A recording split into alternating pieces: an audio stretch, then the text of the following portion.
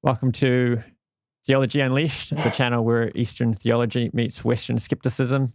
Today we've got a special guest. We've got David Bentley Hart, who's a well-known Christian author, scholar of religious studies. He also writes fiction. I'm very excited to have him on because he shares many of the same criticisms of Christianity that us Hare Krishnas do. And we've also got Samuel Watkinson. He's a fellow Kiwi living in Wellington. Do you want to carry on introducing yourself, Samuel? Sure. So I've just finished a Bachelor of Arts in major in history, and I'm also continuing doing a separate Bachelor of Theology with a focus on historical theology and biblical studies.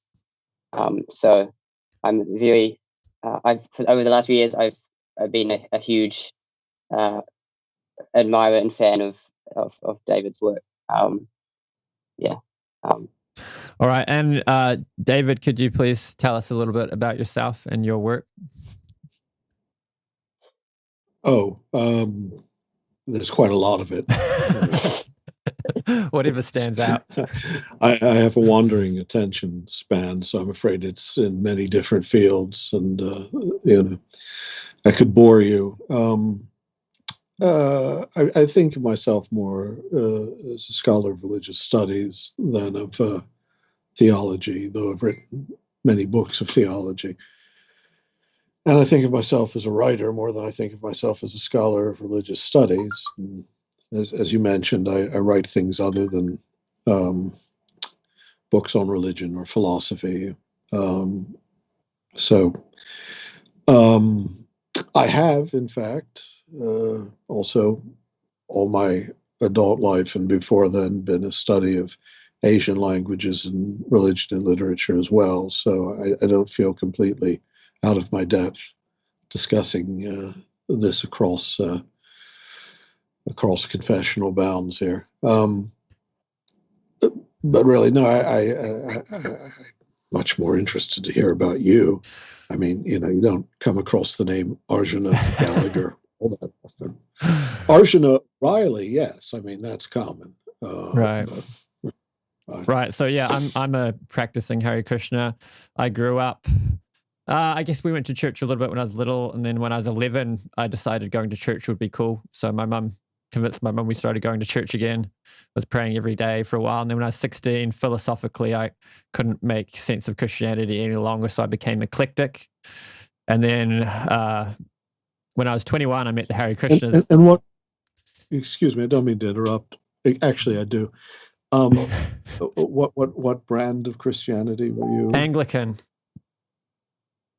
Oh, so that's everything at once and nothing is at any given time. Yeah. I was raised Anglican, so I mean, I have a great affection for the sheer fluidity of what that means. So, well, I tried to look it up. I mean, from a Hare Krishna perspective, when we look at philosophy of religion, or what a theology is composed of, we're looking at very different details than what Christians are looking at. So when I go on YouTube and try to find an explanation of the different denominations of Christianity, I find a video being like, these ones think that you got to dunk him for baptism, and these ones think you can just sprinkle some water. And I'm like, really? Are those what the differences are over? Well, I suppose in some quarters, I come from a slightly different region of the Christian topography, obviously. Yeah. But yeah, I couldn't make sense of what the differences are of all these different denominations. It seems Christianity and Protestants have some differences, but yeah. And when I met the Hare Krishnas, I felt like, well, these guys have a comprehensive theology. These guys have the truth, and I took it up, and I've been convinced of that ever since, going on 10 years now. And in the last couple of years, I've branched out and started getting into polemics and apologetics and studying, arguing with atheists and arguing with different versions of theism. So one of the things I find interesting about you is that you've studied the widely, not just the Christian tradition, and particularly you've studied the Vaishnava tradition, which is the precise word for the Hare Krishna tradition. And when I hear a lot of Christian apologists talking, we have this phrase, we talk about the licking the outside of the jar of honey. which is basically you're speculating on the absolute truth, but you don't really have the absolute truth. So when you lick the outside of the jar of honey, you don't actually taste the nectar. You don't get any lasting taste. Whereas, so when you're just speculating, so, you know, in the Christian tradition, I feel like there wasn't detailed revelation about a lot of the metaphysics of God. But in the Vaishnava tradition, there's a far more detail given.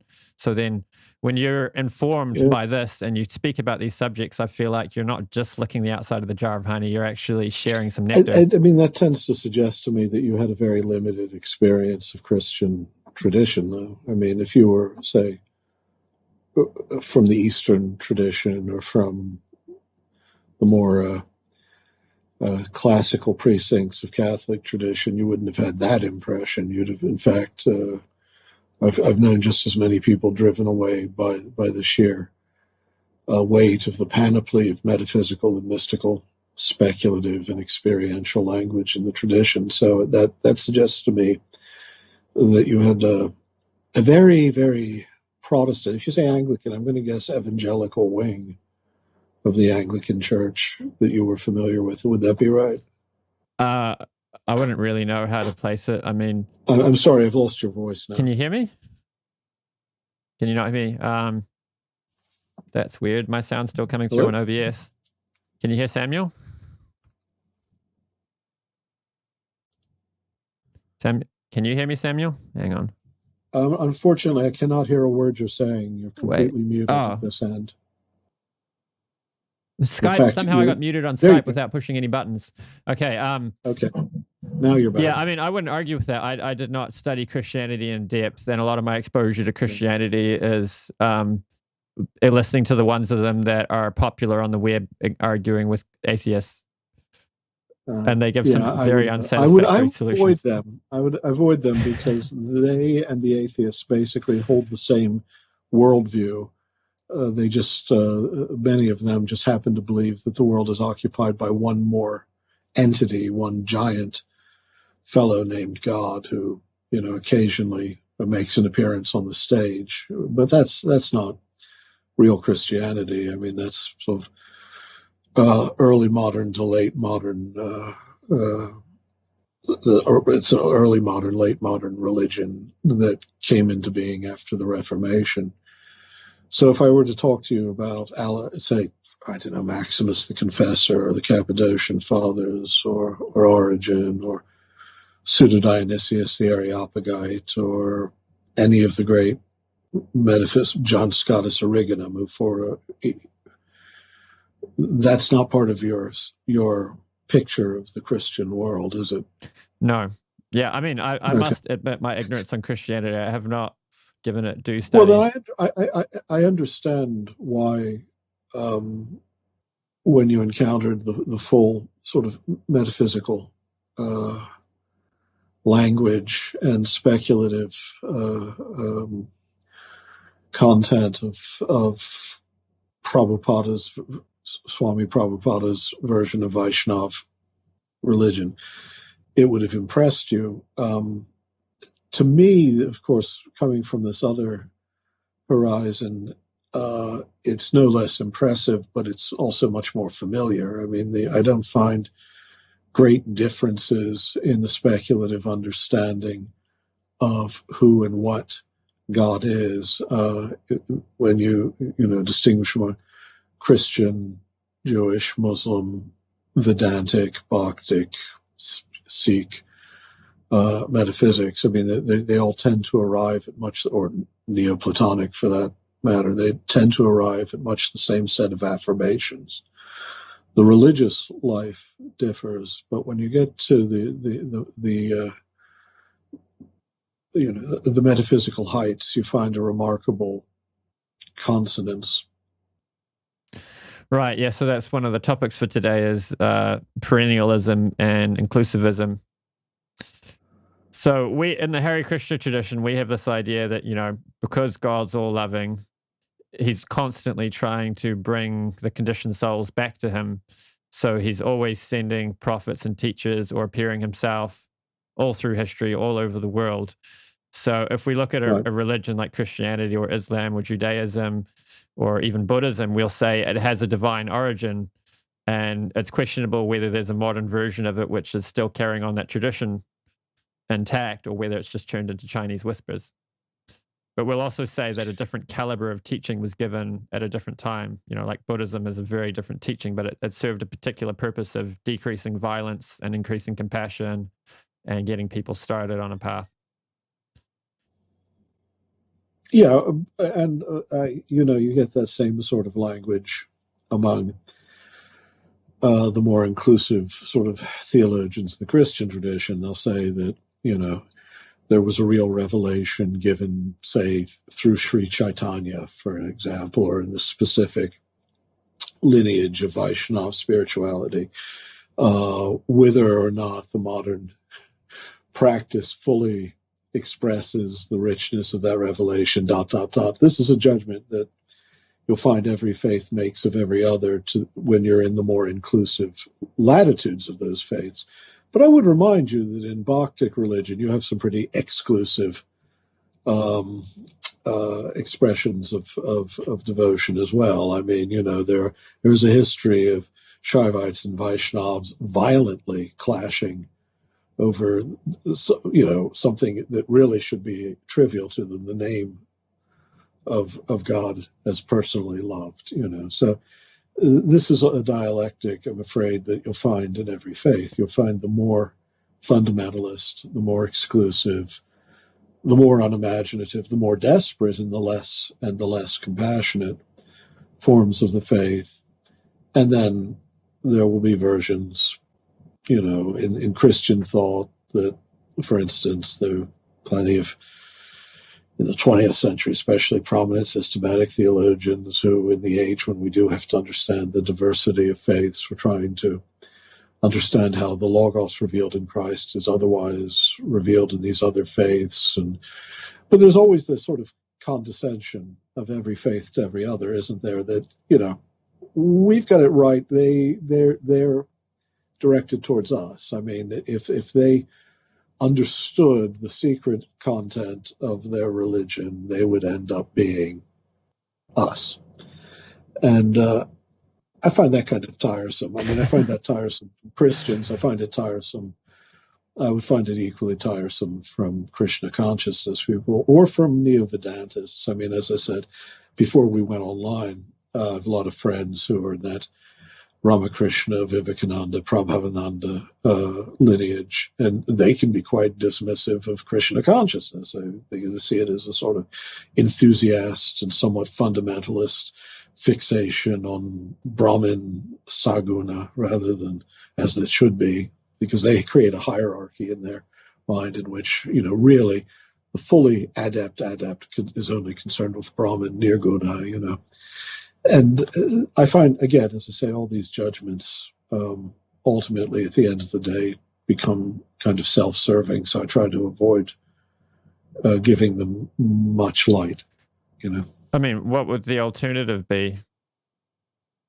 Well, the alternative is the expectation. I mean, every faith is oriented towards an understanding of God under certain contingent forms of historical revelation, and obviously every faith is within its rights to believe that the contingent forms it possesses might be clearer and more truthful. That maybe, for instance, Christians are right to believe that the God becoming human, that humans might become divine or be divinized or immersed in the divine, achieves, whereas it's expressed in other faiths, it achieves its real, most concrete historical and eschatological truth in the person of Jesus of Nazareth, just as I expect a Vaishnava to think that the sort of revealed personal bhakti that you get, say, at the end of the Bhagavad Gita, fixated on Krishna, is a fuller manifestation.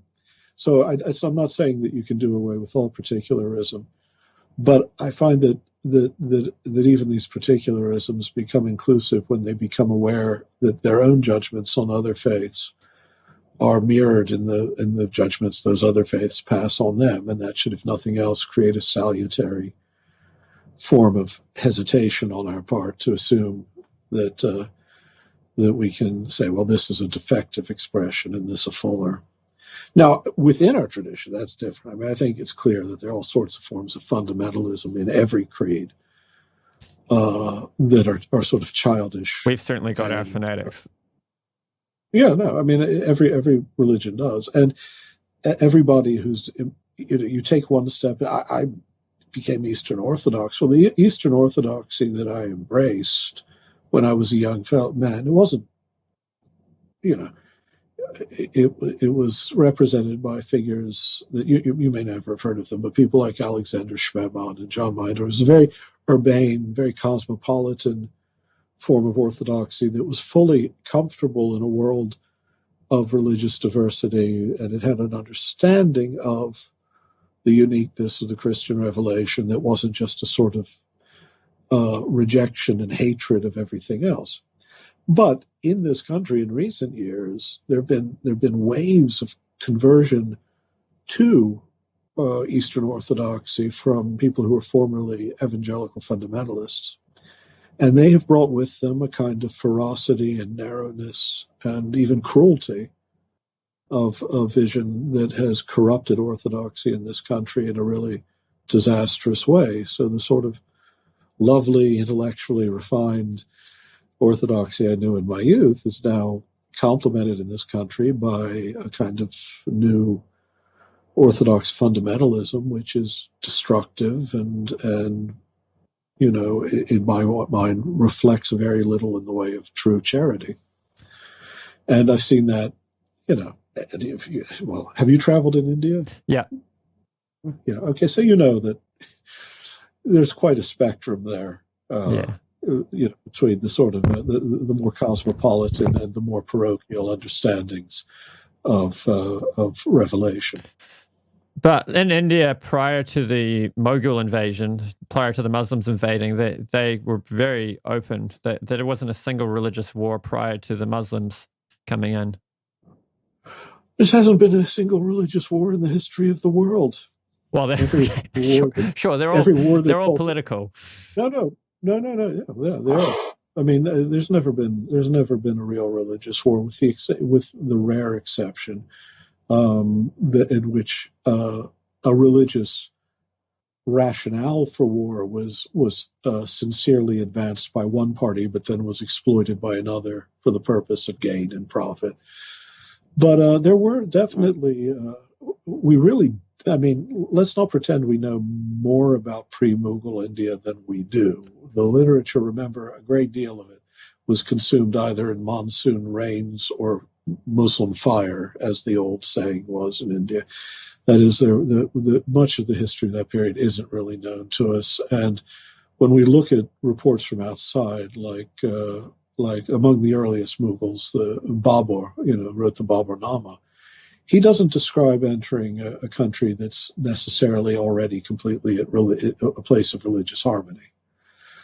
So we can mythologize our past as well. Christians do that too. They pretend that there was a golden age of the church when everyone was agreed, and there was the single orthodoxy that just then later split into different factions because of the perversity of of certain dissidents. But in fact, any real understanding of Christian history knows that it was always contentious, and it was immersed in a late imperial world of religious conflict and strain and stress. You're definitely going beyond the scope of my scholarship. I'll have to get you on with Dr. Howard Resnick one day, who's much more of a scholar than me. May I? Sure. Yeah. Oh. May I say something at this point? Your comment, David, on questioning the notion of a religious war reminded me of a comment I wanted to make to hear your thoughts on. So I'm sure you're aware of how before the 17th century, religious identity in the West was not understood in terms of a commitment to a religion, understood as a discrete propositional faith, and how before the Latin religio or religiones, it meant a moral virtue or a monastic order. I was wondering what you so I'm sure you're aware of the whole deconstruction of the term religion and all that, Yeah. and history of religion, scholarship, and all that. I was wondering, what do you how significant do you think the redefinition of religion and the creation of the world religions on the pattern of the Christian religion in the singular, how significant that redefinition has been for interreligious dialogue in general, but also particularly with the Hindu Christian dialogue? Yeah, I mean, it's. I think the answer is complicated. You're quite right that in the pre-modern period, when the word religio is used or anything like it, it refers primarily simply to a practice of piety, not to a faction, not to a. Now, for someone like Thomas Aquinas, they're Christians. That means they've been baptized, and they're pagans, which is not an opprobrious term. It simply means that they're revelation is the natural revelation of paganism, but that does not hold specifically to the teachings of the Christian tradition. Whereas when from the Reformation onward, we've evolved this notion of religions almost like camps of ideological commitment with non-porous boundaries. Which means that we've inscribed into our definition of our faith now a necessary conflict with a contrary ideology, rather than understanding religio as a virtue universally practiced with greater or lesser understanding of the object of devotion. And part of this, of course, is the modern invention of the secular world. I mean, we have to realize that the secular, as we understand it, simply did not exist prior to the modern period. There was the phanum in the temple, and there was the profanum, that which was outside the temple, but everything was at once religious and political and social. In order to invent a space of neutrality, of natural neutrality, that had its own claims over and against those of religious belief or devotion, the very notion of a religion had to be created. Now, this, when exported, I mean, you get this very strange, I mean, in modern India, there are these Hindu nationalist movements that speak of Hindutva. But it's a totally foreign notion, really. There's no such thing as Hinduism in that sense. There's no Hindu religion that's simply a collection of propositions, creeds, and dogmatic claims over against the broader life. There are the orthodox Vedic paths. There are the non-Vedic things like Jainism and Buddhism. So we now enter into the world of religious dialogue already assuming and taking for granted that when we're talking about religion, we're talking about separate camps sealed into their own ideological totalities, confronting one another as strangers, rather than meeting one another as fellow practitioners of the virtue of religio, who can speak coherently of the revelation they have, not presuming that is simply and sufficiently expressed within their own dogmatic deposit, but also not assuming that everyone they meet along the way is naturally an alien. And so, I think we interreligious dialogue is like international dialogue, and that's a problem, isn't it? Because we're concerned about guarding our boundaries and worrying about our own interests, and then establishing embassies with other faiths that nonetheless don't create any real fruitful interaction outside the diplomatic of getting along and in a very simple way learning something from one another. And it seems to me it is a defective model. I think it's a very acute question on your part.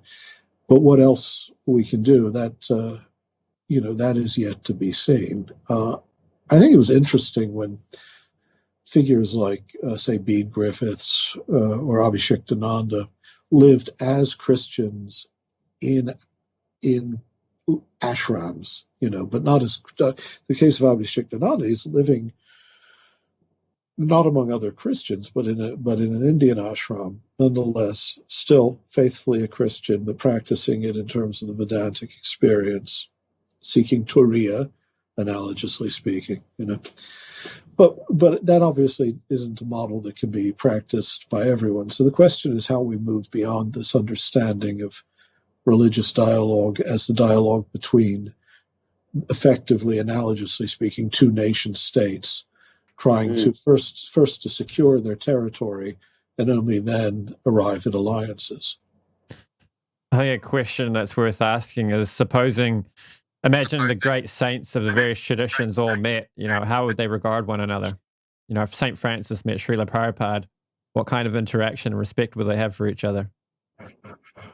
Well, I don't know. I assume, one likes to think that since holiness attests to itself, it's impossible to miss in from another tradition.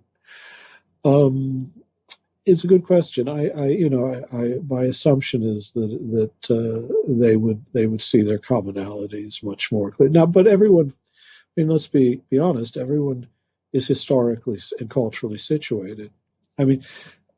For instance, I love Adi Shankaracharya.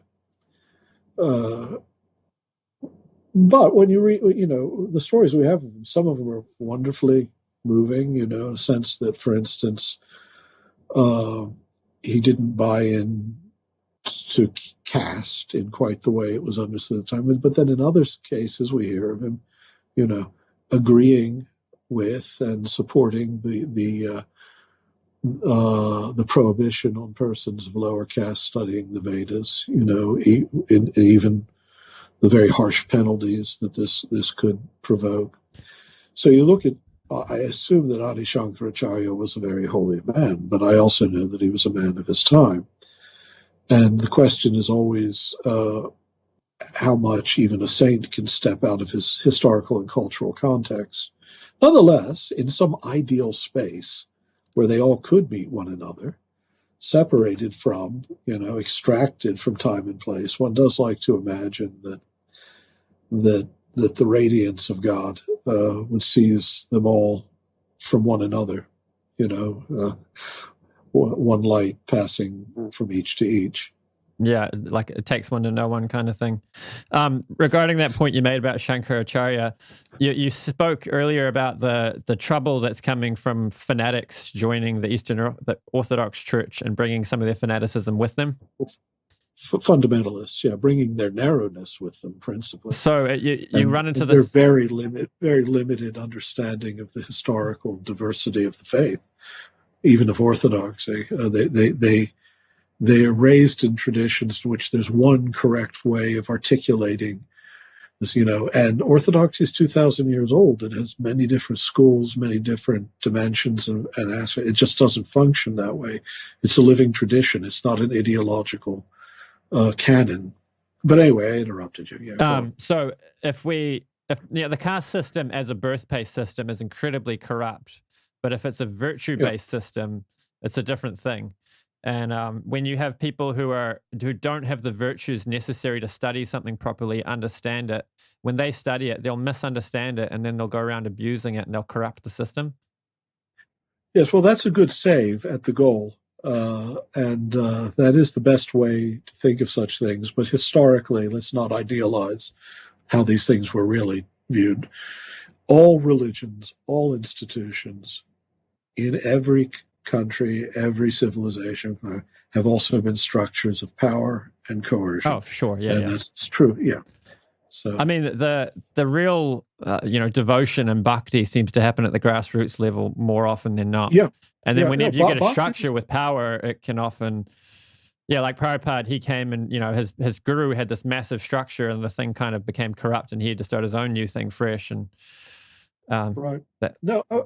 Bhakti was the people's, and of course, it's a recurrent experience in all religions that the institutional structure becomes so abstracted from the life of the community that a sort of popular piety of enthusiasm and ecstasy and personal devotion arises. It's happened in Buddhism too, to be frank. Much of what we think of as the Mahayana, for all of its extraordinary metaphysical sophistication, also begins at the grassroots level as a people's devotional system, and that's why you have this proliferation of bodhisattvas and Buddhas and the notion of a grace that descends to, and forms of genuine devotion to the bodhisattvas. And in Christianity, there's always been a kind of charismatic faction that recurs from time to time. In Judaism, we've seen the rise of Hasidism, Sufi mysticism. In Islam, again and again, this sort of rapt devotion of direct love of God and the love of God for the devotee always wells up from below, and it's often in the form of a resistance to fairly ossified institutional structures of authority. Right. Yeah. Do you want to say something, Samuel? Yeah. I just wanted to perhaps briefly move on to the topic of perennialism and the particularly to go back to something we talked about a little bit earlier about the particularism of religions, and David, I'm sure you're aware there's been the constructivist critique of those like Stephen Katz in the 70s, which have tried to show, sort of caricatured perennial philosophy as kind of a monistic, in the derogatory sense of monistic, this kind of caricature of how the perennial philosophy sort of subsumes all the differences and particularities of different religions, and under this homogeneous universal perennial mystical religious experience. I was wondering what your thoughts on, that particular question, but just the perennial philosophy in general, I guess. Yeah.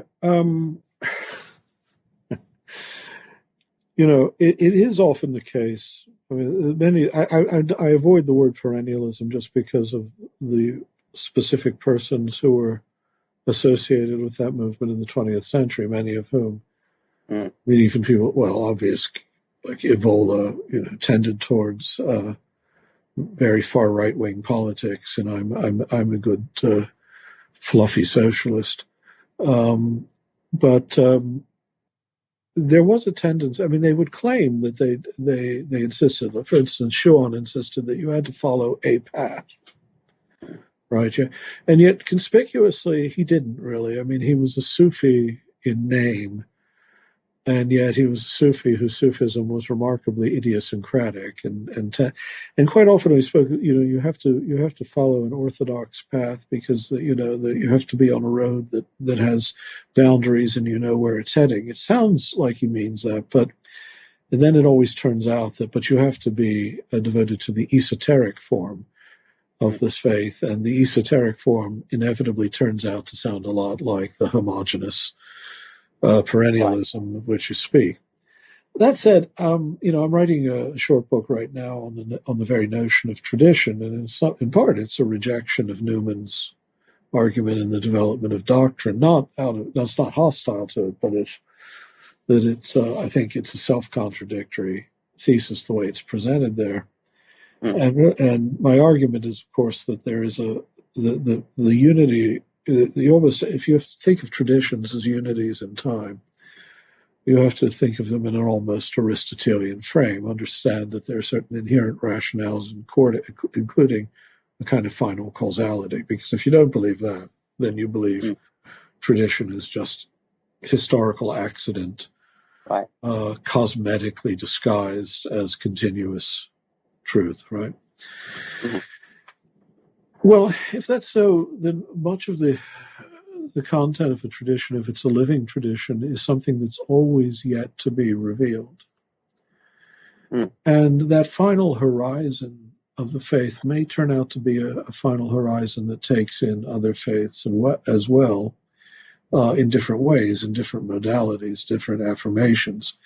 So rather than trying to impose a homogeneity, you can presume a convergence and try to understand other faiths in terms of those ultimate ends, the ultimate intentionality, the rational intentionality, informing them. I think, for instance, in Christian tradition, it was well stated by Athanasius and others that the essential rationality of Christian belief is that God became human, that humans might become God.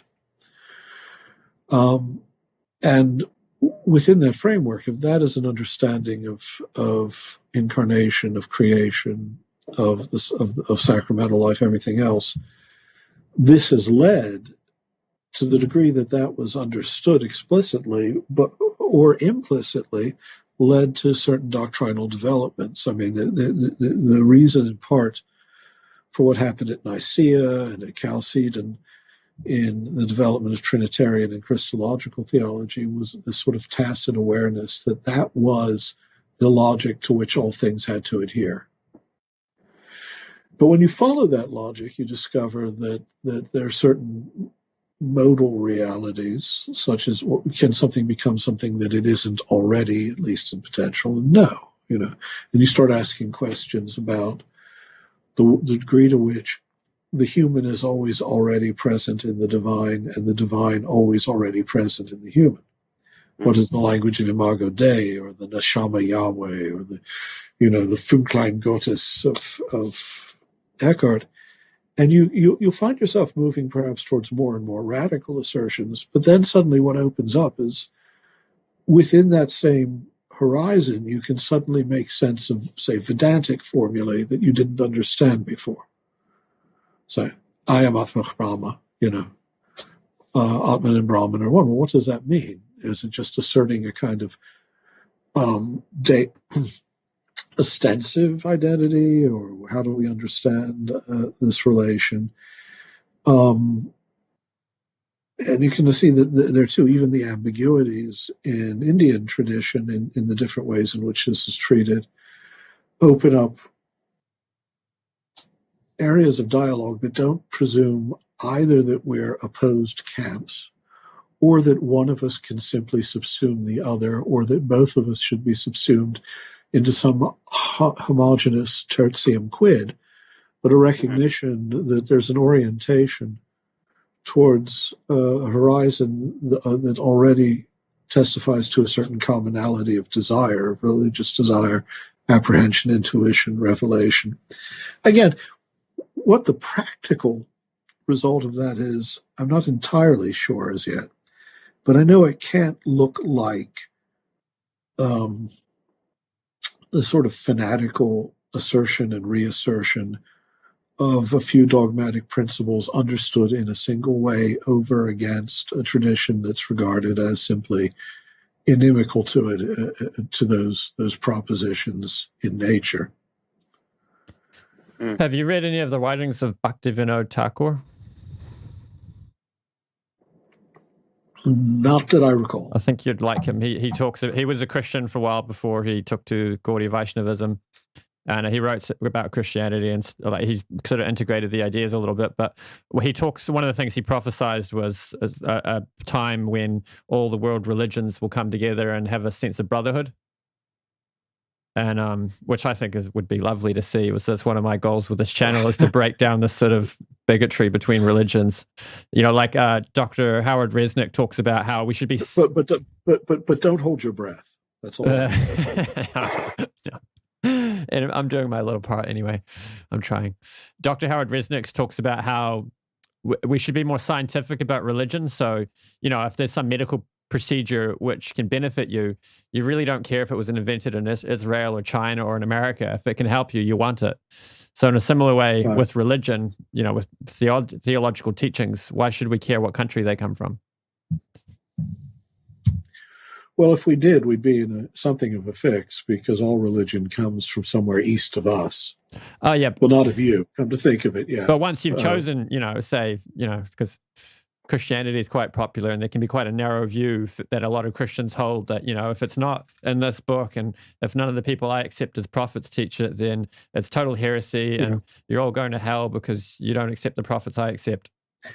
Right, yeah, and there's not a whole hell of a lot you can do about people like that, because their faith didn't make them bigots. It's their bigotry that made them adopt a certain form of faith. I mean, and you can work at it if you want and try, but what you'll find is the people who think that way are more afraid than anything else, and they're not going to yield to your argument. I've been among fundamentalists, and you try to say, you believe things that you think are in the New Testament that objectively aren't there, that can be demonstrated by the scholarship to be absent from the books that you think are the infallible Word of God, and on which you believe they're not going to listen to you.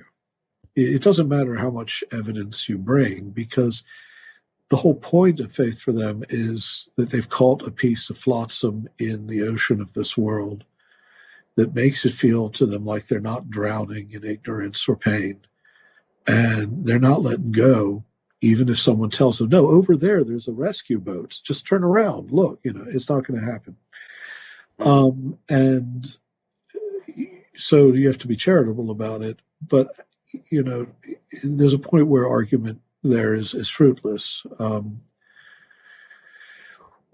Try an alternative, a richer, a fuller version of the faith. Try to present it, make it as attractive, make it as understandable as possible. You can do that. But if you spend your life trying to convince fundamentalists to give up their fundamentalism, all you'll do is provoke their anger, and they'll be worse off than they were spiritually before, but so will you be. Right. So the original cause of it is obviously human error, and then they just, sort of interpret the teachings in such a way that they don't have to work on their heart. They can just justify their misgivings. But there is an ideological cause there too, that when people come along to this adulterated ideology, they can take that up and themselves become bigots as a result of their association and what they've come to believe. Again, I mean, I'll say I tend to think the order of causality is the reverse, but of course it's actually a dialectic. I mean, you adopt a narrow and prejudiced point of view, and then the prejudices with which you consort harden you in that condition, and you become more bigoted. Yeah. Religion. Let's be honest. I mean, if we're talking about religion in the modern sense as a sort of sociological or anthropological constant, it's every bit as evil as it is good, every bit as destructive as it is creative, as a part of human experience. Not to understand religion is to be an absolute ignoramus. That is, I don't believe a person can be cultured, can be considered an actual scholar who doesn't study religions, for the simple reason that every culture, every civilization, every microculture to some degree is, and every set of values we think we have, whether we think they're religious or not, are informed by the human capacity for worship, the human need for worship, and the history of religion. But that said, religion in that sense, as a constant of human experience and as a foundation of culture, is neither a good thing nor a bad thing, neither to be affirmed or rejected. It's simply a fact of our natures, and either it can bear fruit, it can bear poison, and you just have to be aware of that. That if you're part of any tradition, within that tradition, there are going to be forces that are malign. Yeah, for sure. Did you have anything you wanted to say, Samuel? Yeah, no, I was just going to add, because we're in the metaxu, as William Desmond says, the in between. I prefer though that you say metaxi. Metaxi, sorry. Yeah, I use a demotic pronunciation if you would. So we're in the metaxi. Yeah. Metaxi. Okay. Between. So we are at once alienated, and this world is at once alienated from its original source, but at once familiar. And so that obviously makes sense of why religions can be at once creative and destructive, as you put it. I just wanted to hear your thoughts on. So this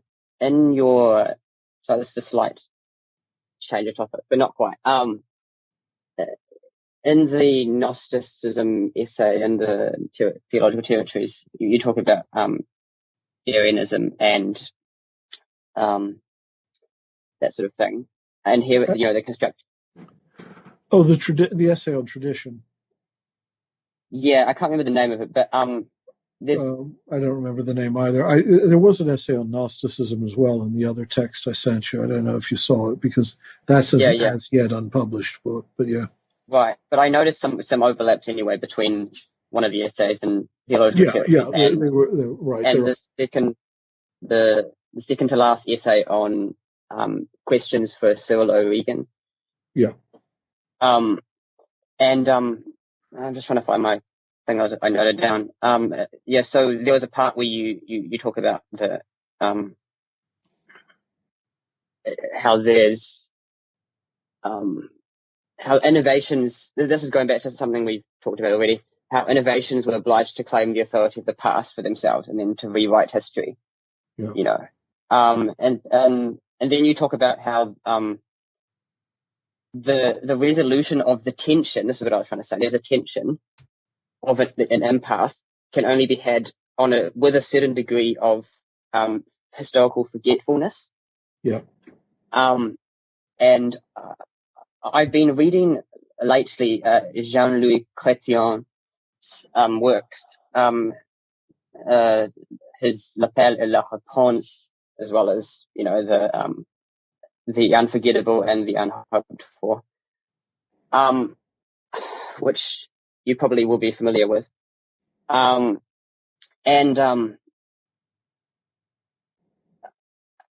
He talks about this theme, which is a very Desmondonian theme as well, about how the past, the immemorial past, is an excess over memory. He talks about this excess, right, which Desmond also talks about. I was wondering how you would relate that notion of an excess of memory to the notion of there being an excess of being, or metaphysically, and particularly, I was thinking about how these notions can be related to what we could call, just in very crude terms, good and bad religion, because in my view, a good religion is one that, or a good tradition, I guess, that is historically conscious but not traditionalist in the sense of traditionalist which clings to the past. There's always what Chrétien calls, just a quote. He says, the unforgettable, quote, is the presence of absence, poignant permanence of the unbearable. So there's there's always that paradoxical coincidence of opposites. To use a Nicholas of Juice phrase. Anyway, hopefully you understood what I was trying to say there. Yeah. Well, let's give it a try here. Where that was it was a little bit on the involved side. I'll say this: when I'm thinking about these things, say phenomenologically, I would say always remember that excess of memory, though, is also an excess of intentionality on the part of a subject, which is experienced as a kind of futurity as well, right? That the immemorial in its total coextensiveness is one with the fullness of being. It's the mystery of being. It's the entirety of being that the intentionality of a rational nature wants to understand and to be at one with. Basically, God.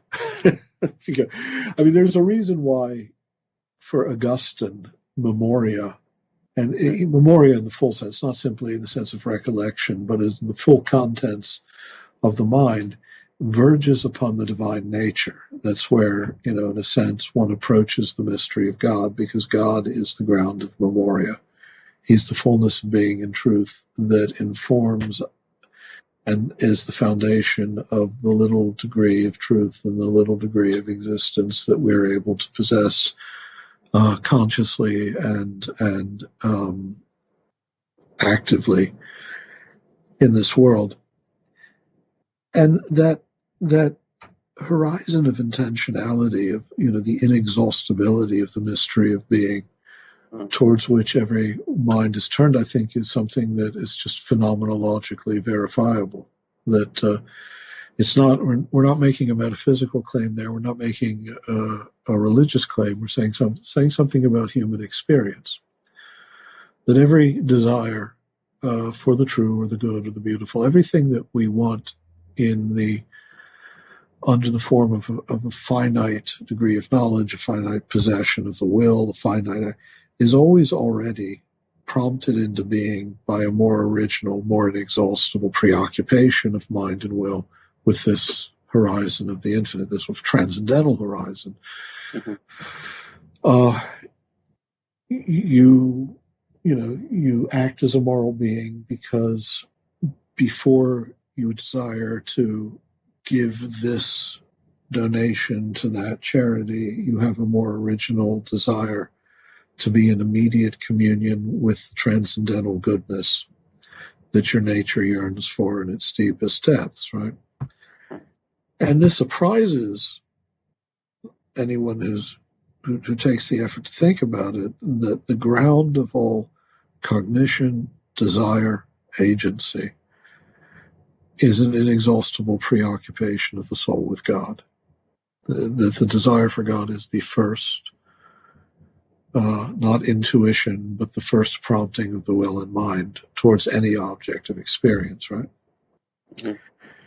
Now, you were tying this to tradition about historical forgetfulness and all that.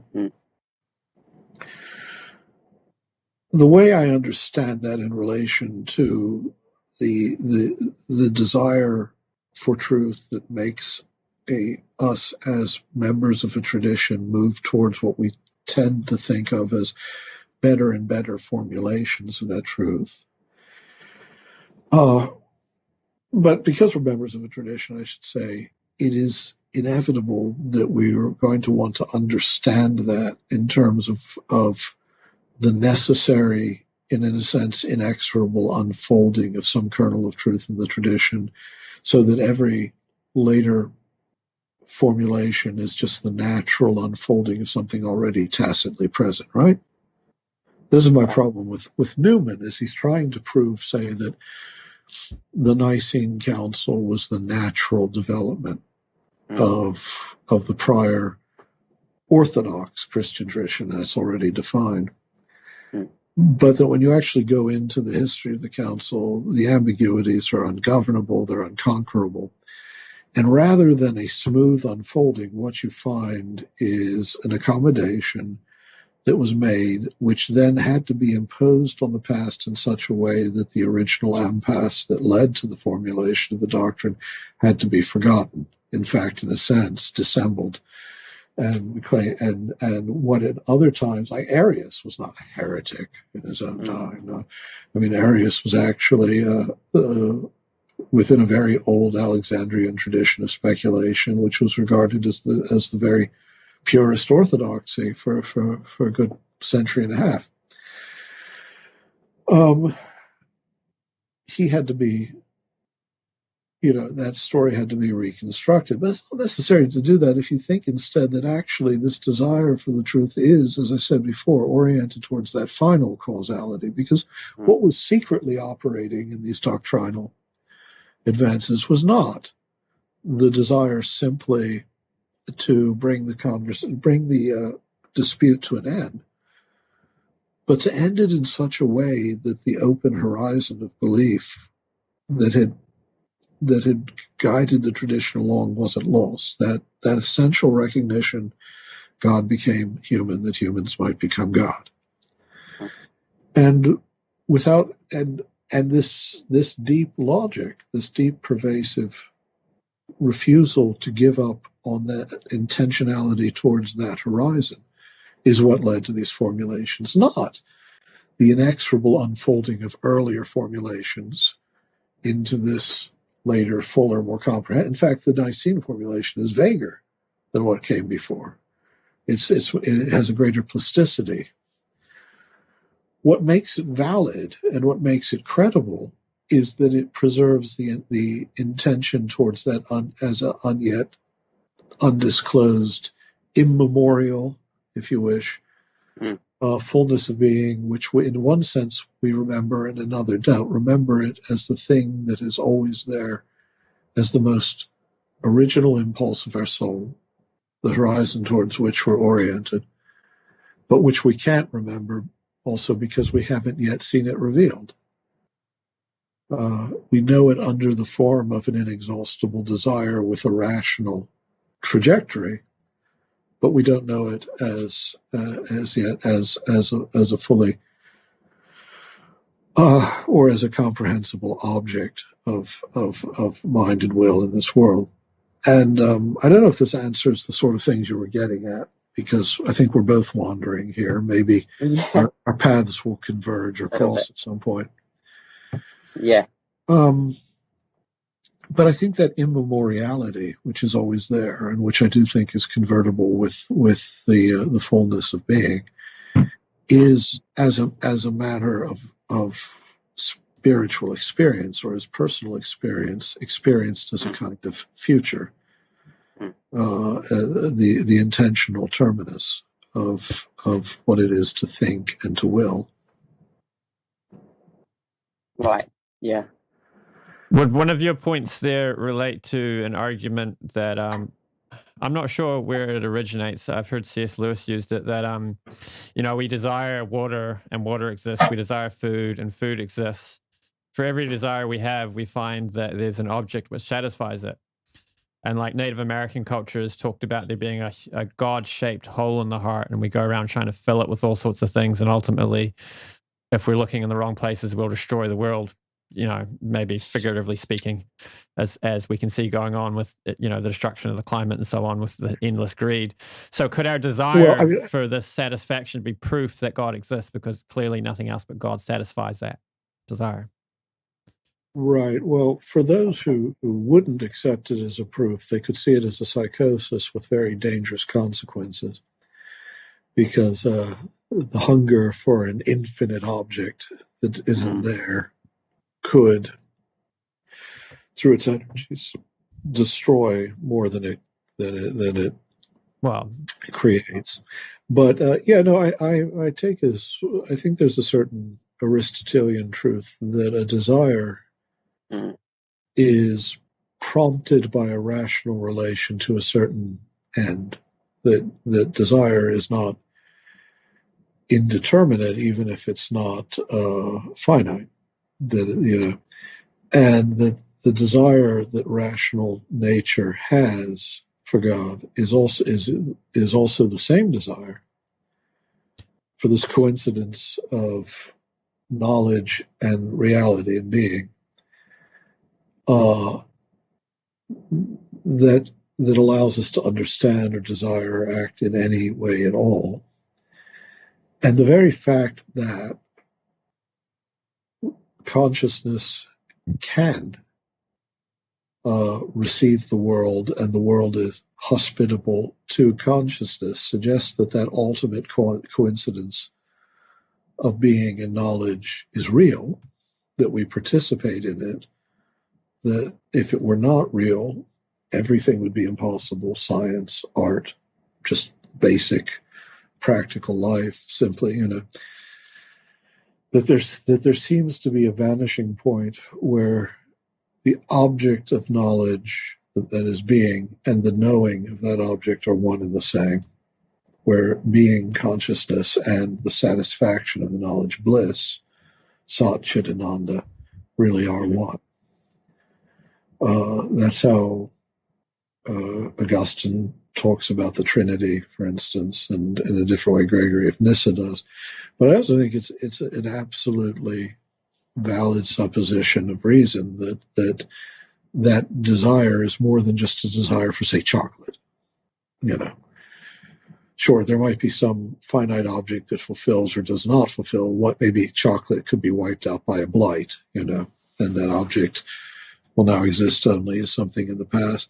This is that same reality on an altogether different order of magnitude, because this is that more primordial desire that makes all other desire possible, the more primordial object of longing that makes any object of longing appear to the mind and will as desirable, not in itself, but in relation to that ultimate horizon. And if it were not real, if God were not God, if being and consciousness were not infinitely simply one at the highest level of being, then it would be more than a coincidence, let's say, that rational desiring beings not only exist but are capable of functioning and living and creating. So, yeah, I guess the long and the short of it is, yes, C.S. Lewis is right. I would just, I would want to make it more radical than talk about knowing, I'm thirsty, therefore there must be water. Well, the strictest rationalist today is going to say, well, it's just a hypertrophy of certain accidental evolutionary imperatives that got selected by attrition as a result of the fact that it tends towards survival, and therefore the desire for God, irrational though it is, nonetheless has a rational payoff in the survivability of a creature so perversely, obdurately stupid as to long for God. My claim would be that this is a very improbable coincidence, though, that we have rational natures so extraordinarily capable of functioning in the world and seeming to extract truth from experience and able to continue to desire, and in their desiring discover more and continue to question more in a rational direction, if what it terminates in is an illusion. Because there would then be no ontological ground for that unity between knowledge and being that nonetheless is the pervasive experience of our lives. You've given me about 5 points that I'd like to bring up now from just that last couple of minutes. You're going to ask something about origin. Okay, sorry, yeah. Why not? We can launch into that. Well, first of all, you were saying that an atheist might say that desire for God is dangerous. It's only dangerous if you don't know how to satisfy it. Any desire which you're trying to satisfy in the wrong way is dangerous. My 4-year-old son. Oh God, he's the 1-year-old. My 4-year-old son, when he's cold and hungry, often he won't realize he's cold or hungry, and instead he'll just get grumpy and angry and start yelling that he wants this or wants that, and he's asking for things that won't satisfy his desire, and that's dysfunctional. But when they're older, they start to figure out, when I'm hungry, then food is the thing I need, not some other thing that I'm selfish about, or when I'm cold, I just need to put a sweater on. So in the same way, when we learn how to satisfy a desire for God, then it's no longer a dangerous thing and it becomes good. And we can sociologically look at that and find people who are, we would call them God conscious, and the skeptic would doubt that, but we can show the skeptic that this person is self-satisfied. Wait, go find Mummy, Jiva. Go find Mummy. Go find Mummy. Can you get Jiva? Sorry. Yeah, that was that point. Yeah, so regarding Origen, I'm not sure how to pronounce his name, but I'm going to go with what you're saying.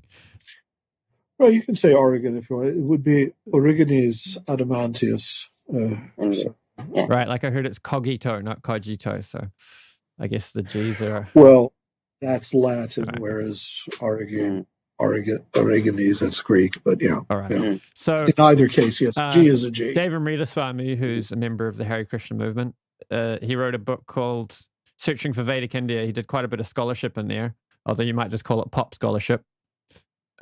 By your reckoning. For me, it's scholarship. He reasons that there's good evidence to suggest that Origen believed in reincarnation, and that many other early Christians also held similar views. It's not exactly right. Oh, well, as for Origen, the question is whether he believed in the pre-existence of the soul, not in reincarnation, but that before we were born into this world, we existed already as spiritual beings in the presence of God. And then even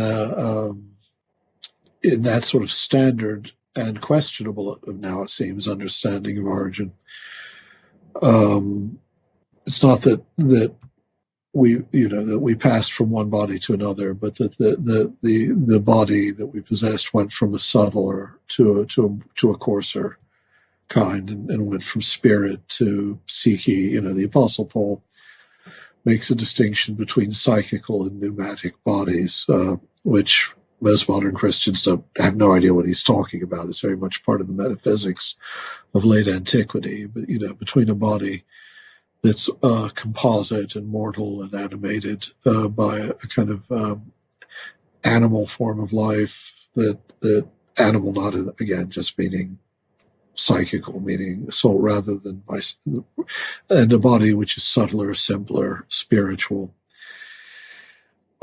Even then, there's question of whether he believed in an actual pre-existence so much as he believed in an incommensurability between our eternal and our temporal, the eternal and temporal aspects of our relation to God and his eternity, and that all gets very complex. So it's not accurate to say that we have any reason to think Origen believes in what we would call reincarnation. Whatever, first of all, of course, as you know, that's already a problematic category. You're talking, if you say certain sorts of strict Buddhist metaphysics of Punarbhava, you're talking about a contiguity of karmic states creating a continuity of a stream of becoming. You're not talking about a discrete entity passing over.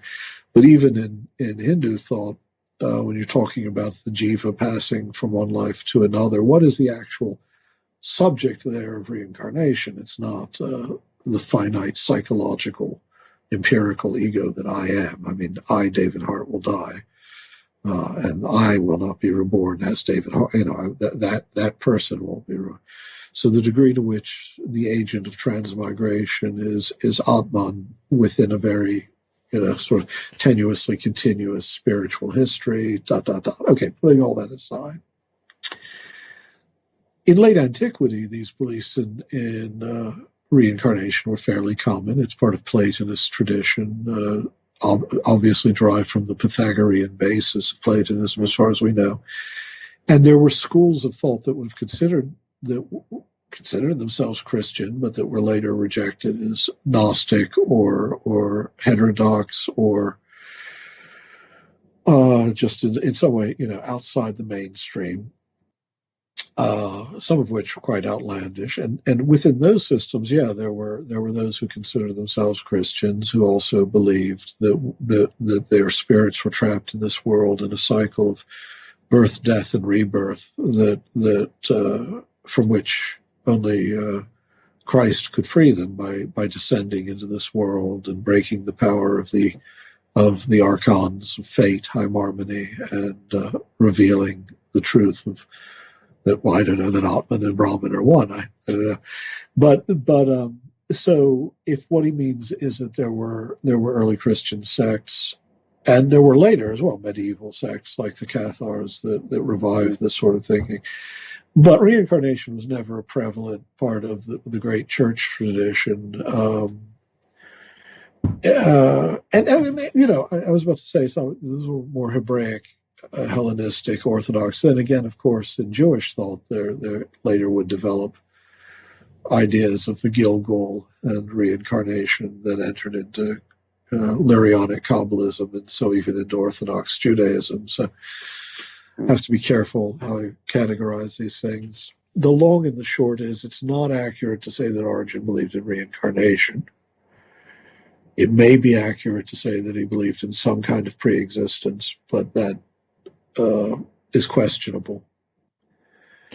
There were sects and factions that did have that idea, and it's a matter of prudential judgment, the degree to which you think of them as Christian movements or esoteric movements that on the margins of Christianity. We'll just go through history and find the few sects of Christianity that agree with the Hare Krishna tradition and claim that's the real Christianity. That's the way every religion treats every other. You know, it's like, I've got a quote here from the book.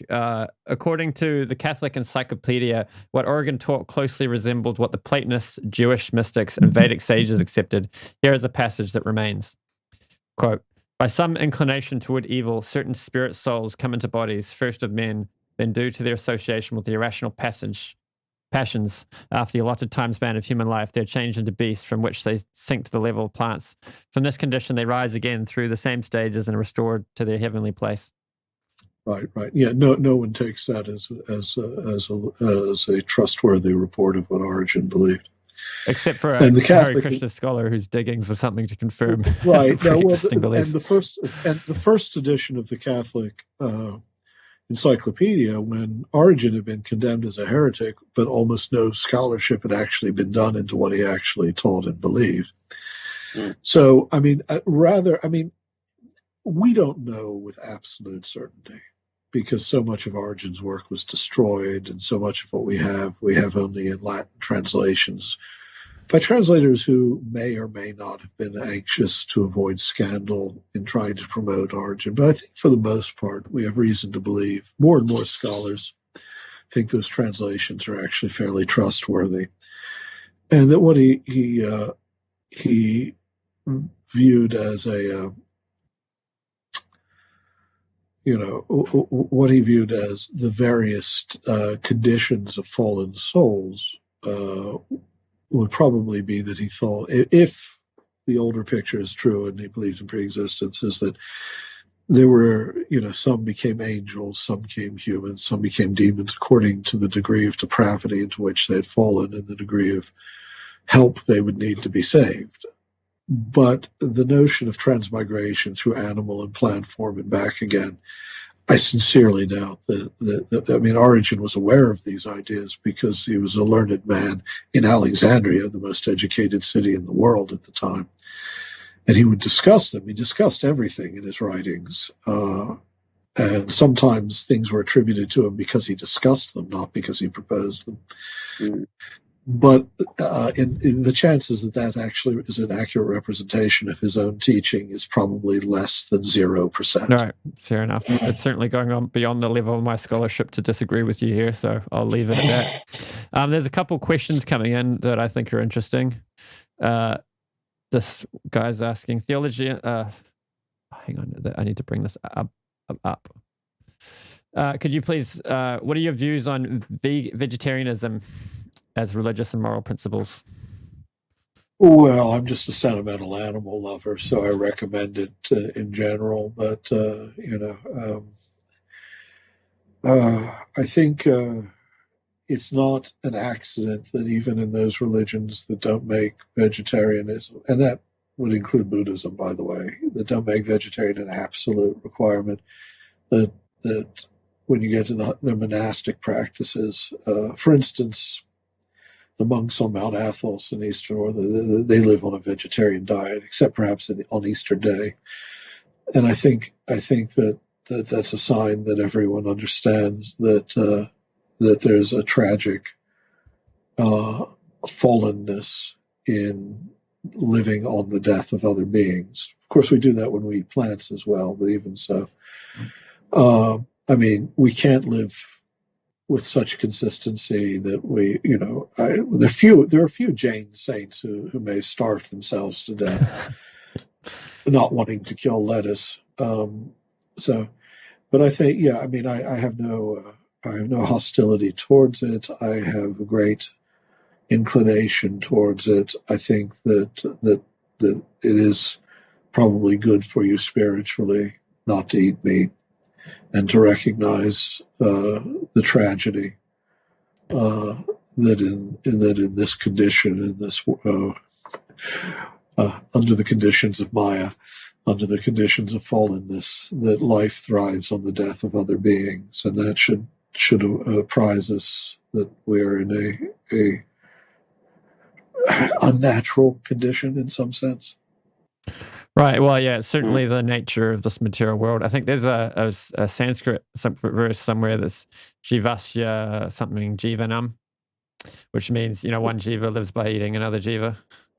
Right. Yeah. One jiva thrives in devouring another jiva. Yeah. But just because that's the case doesn't mean we can do whatever we want when it comes to our diet. We still have a choice how much suffering we create when we're satisfying our nutritional needs, and clearly eating lettuce is causing less suffering than and let's be honest, even if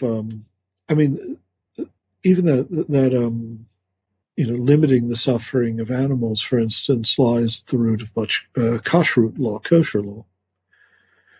In desert places, it was very hard to thrive without the use of meats.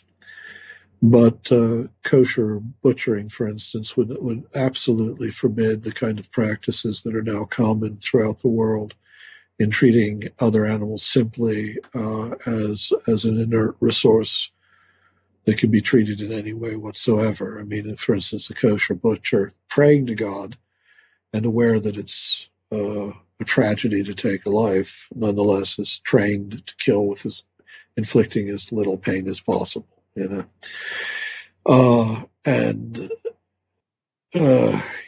not full vegetarianism, but it at least shows that the recognition is always there. Most traditions, you'll find somewhere recognized clearly that this is a spiritual truth. That and that to me, there's no. When you encounter people who really are indifferent to the sufferings of animals, then you're dealing with somebody who is in a very spiritually bad condition. Somebody. In other words. Yeah. In other words, is a Thomist. Well, yes, you forced me towards using that wicked word. The problem is that you say, let me explain to Arjuna. Thomists, when one uses that word, one's not talking necessarily about scholars of Thomas Aquinas. There is a specific school of thought, and it's revived.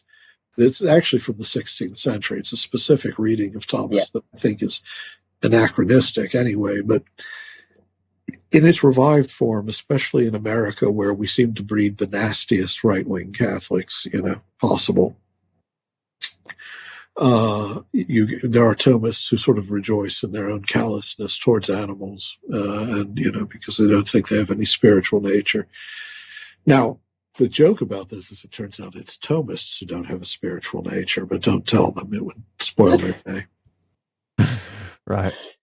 So the Hare Krishna view, I'd say, on meat eating would be, if you don't have any choice to satisfy your nutritional needs, then you need to eat meat. And Christianity and Islam and these religions, they grew up in the desert.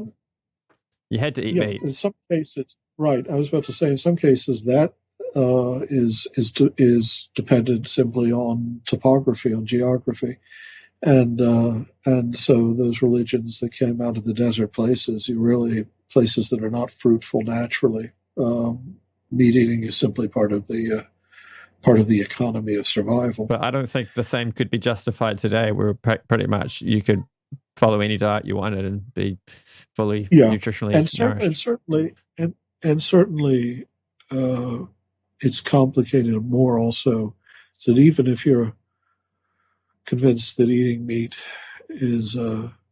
has no spiritual, it's not at all spiritually deleterious. Nonetheless, the sheer cruelty of the way we farm livestock would still have to be taken as a moral scandal. So yeah. But anyway, so you'd agree with basic idea that compassion is a universal religious principle, and it would hard to call somebody spiritually advanced if they lacked compassion. Yeah, no. I'm serious about this when I say that. Well, he brought up, it's his fault, but when I talk to a very, very conservative Thomist who is proud of his indifference to animals and thinks that they're not even objects of moral concern, I just figure that person is, spiritually nearly dead. You don't have to take him seriously. His theology, his philosophy, his table manners, anything. He simply revealed himself to be a person who is in such a state of spiritual depravity that it's tragic.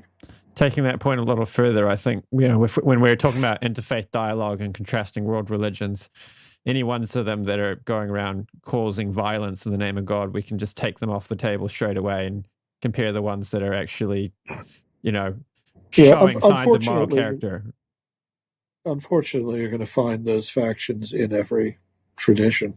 Well, so, I mean, I don't mean you take a whole tradition off the table. I mean, you take those strains of it off. No question. I mean, that's the first mark of a false expression of a faith. Because atheists often use it as an argument against God or against religion, all this horrible stuff that's done in the name of God.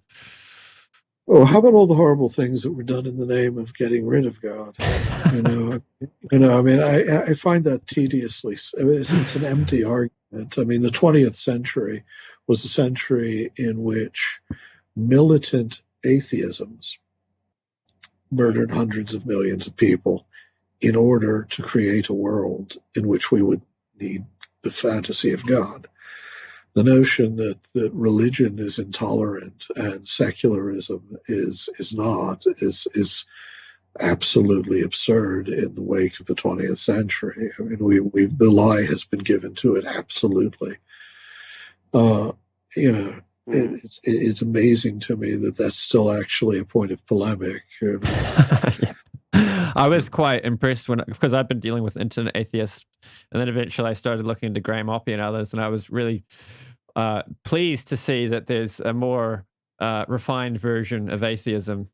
That's right. He's an intelligent atheist who just thinks that the arguments are somewhat better, and even then, he'll tell you that theism and atheism are complete systems in themselves that are not refutable in terms of the other.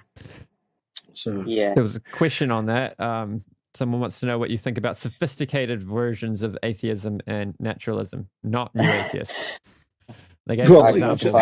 Sobel, Mackey, Oppy. Yeah, we just said that. Oppy, Sobel, Draper, Mackey especially was a very... Now, but the thing curious, though, is when you read, say, Mackey's The Miracle of Theism, I don't disagree with any of its arguments because he's arguing over against forms of theism that I think are already intellectually compromised because they're treating God as an object within the manifold of nature. So they're already so far removed from the Christian metaphysical tradition that I take seriously. That when I read Mackey, I agree with him. It's like, I don't believe in this super being either. I believe in a God who's the fullness of being, consciousness, bliss. So these arguments, there's no such thing as a sophisticated naturalism. That I would take. Sophisticated atheism, in the sense the rejection of a bad theism, and a sophisticated moral atheism that refuses assent to belief on the grounds of suffering. Mm-hmm. Naturalism is a metaphysics which I think is so inherently contradictory that it doesn't deserve the same sort of respect. You don't have to hate it fanatically or view it as an antagonist, but I think that naturalism fails explanatorily and fails the test of internal coherence so resplendently, so sublimely that it's not even really a live option. So you have to distinguish between those things. Atheism, in the sense of a rejection of bad theism. Atheism is a moral protest against the form and fashion of this world. That's fine. Naturalism is a metaphysics. I put on, basically the same level as Scientology. What about the versions of naturalism that bring in all sorts of aspects which are indistinguishable for religion and then try to claim that they're not religious? Yeah. Right. Well, then they're not really naturalisms, are they? They just pretend to be, To me, especially when people speak of non-reductive physicalism or non-reductive naturalism, well, if it's non-reductive, it's not a physicalism and it's not a naturalism. So, yeah, sure, go for it. Redefine,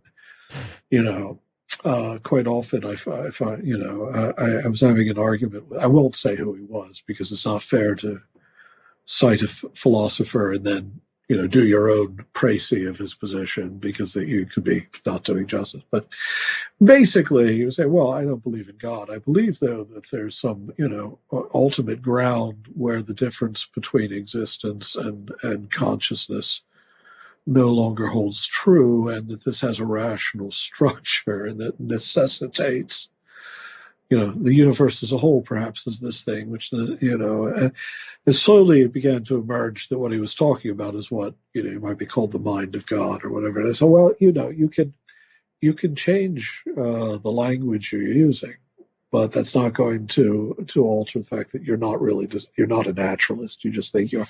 Let me turn on an overhead light. It's getting dark in here. So, there we go. All right, cool. Just got a couple of more questions. Benjamin wants to ask what your views on biblical inerrancy are, and whether you think there are other divinely inspired texts aside from the Bible.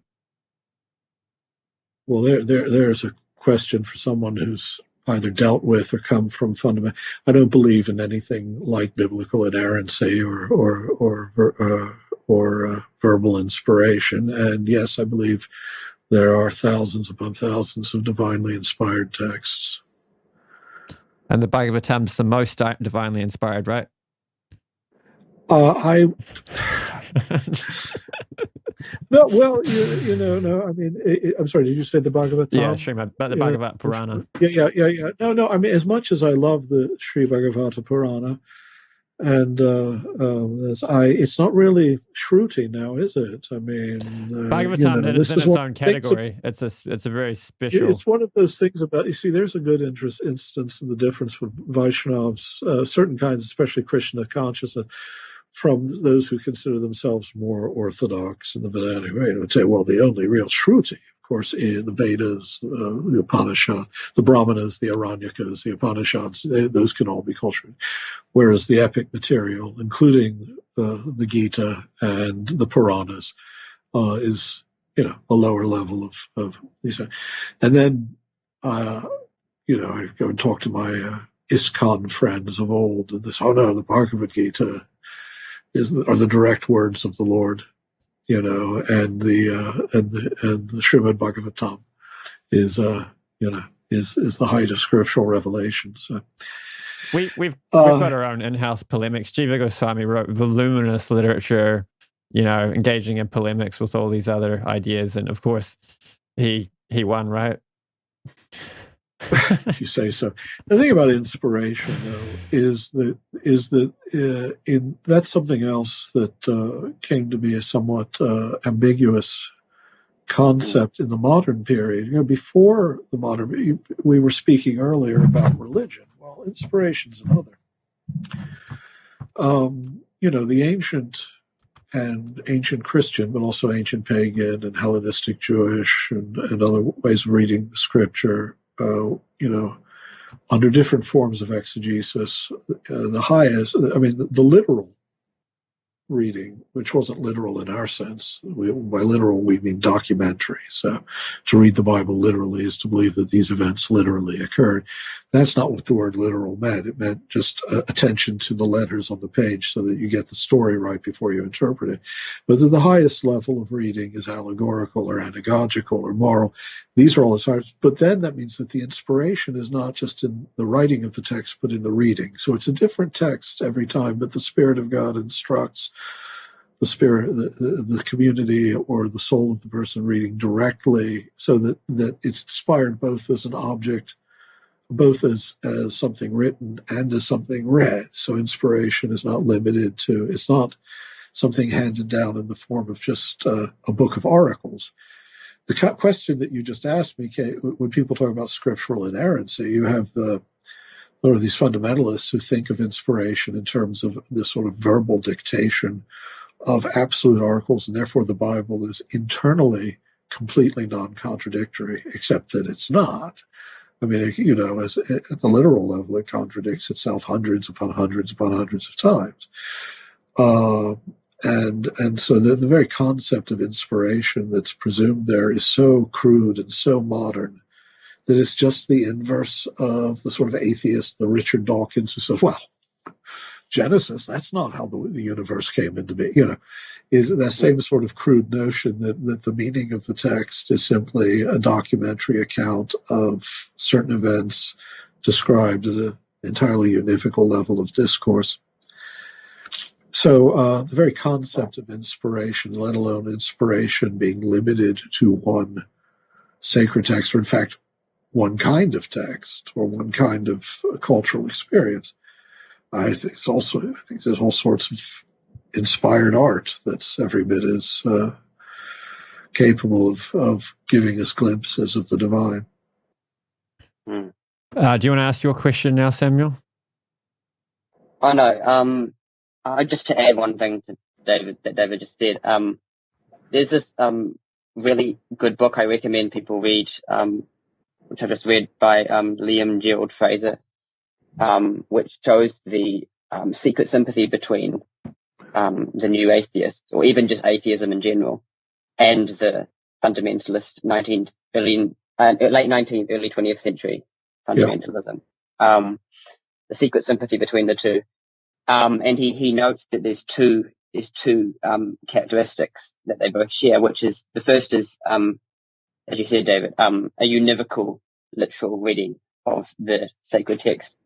And the second is a kind of disruptive and substitutionary understanding of the relationship between divine activity and the world. Precisely. Right. So these two competing agencies on the same level. Yeah. Mm-hmm. Yeah. Somebody asks if you would recommend one Hindu book for Western Christians to engage with. What book would it be? What version of the book too? He's also asking. So you're asking about scripture, not a book for, because if it were a book, Hindu text, he said. Right.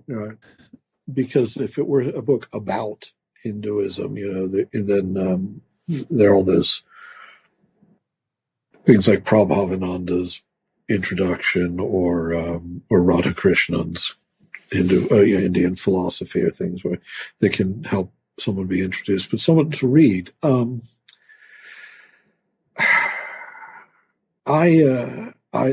would say go to the principal Upanishads, the 10 or 13 or however many you want to consider the principal Upanishads as a rule. Well, it depends on your interest, does it? I mean, it is the problem. For understanding Vedic religion in its first full efflorescence out of just the sort of cultic religions of the Vedic period, then you go to the Upanishads first, the classic ones, especially the Brihadaranyaka, the Mandukya, Svatisvara. Start with the Isha. It's a bit later, but it's very short. But then you do, I think, have to go to the devotional period as well, and read the Bhagavad Gita in a good translation. I'm not sure what. Now, I'm sure Arjuna here would tell us to read Swami Prabhupada's translation, which is full of commentary. Not sure which one. I mean, Radha Krishnan also is full of commentary from a different perspective. Maybe a good one for Western readers might be Eknath Ishwaran's. It's very readable and I think pretty accurate. But I don't know. I mean, it's a rich tradition to sort of take one text out of, especially when it's not really just one religion. It's many different traditions rising from the same roots. That comes back to a point earlier where we were disagreeing over whether we can say that there was religious inclusivism going back through, or a lack of religious wars going back through history in India. I'd say evidence that there has been, at least more so than in the West, is the fact that today every village in India speaks a different language, and you have such a plurality of religious views. Whereas you go to the West and there practically is just one religion because they killed all the other ones. Yeah, except that's not true. I'm exaggerating a little bit. That's a Richard Dawkins version of history. Yeah, what happened was, of course, that there was a mass conversion of an empire that was already in a state of sort of religious instability. But you're right. I mean, to some degree, there was an imposition of religious conformity as a result of the imperial religion. But we see that in India too. I'm afraid, at times and places. It's just that India was not one nation. It was not one creed. It was not one kingdom at any point until now. And it's now that we see Hindutva it's now that we see a sort of Hindu fundamentalism being imposed as a uniform and univocal religion. It's now that you have a governing party that thinks it's important to say that there's only one true text of the Ramayana, which is nonsense. There have always been heteroclite. There's always been a diversity of traditions. So I think that due to the pathologies of modernity, whatever, but the pathologies of the nation state finally having rooted themselves in post-colonial India, that this might be the high tide of Indian religious intolerance, at least within recorded history. Well, we can definitely boil it all down to political things. So we're not saying anything about Jesus or any of the other great saints when we talk about this. But I mean, the stuff they killed all the others. No, they didn't. Well, there was a lot of, the Crusades. It was not a capital offense not to be a Christian. It could be a capital offense in the High Middle Ages to be a Christian who was a heretic, one of the evil periods in Christian history. But and at various times and places, the only significant religious minority in Europe was Judaism, and in many places treated very, very badly, in other places not as badly. But you're right. There was what happened to Christianity was that it got tied to the fate of empire in the 4th century. And there was both, in historical terms, this had both good and bad consequences. The good consequences were that a certain ethos of Christ began to work its way in slowly, inadequately, but nonetheless pervasively into Western consciousness, so that the sense that maybe, mercy is the higher justice, love is more slowly, very slowly. The bad thing was, of course, the corruption of Christian adherents, becoming, the institution becoming a pillar of an imperial system that in its very nature was inimical to the teachings of Christ.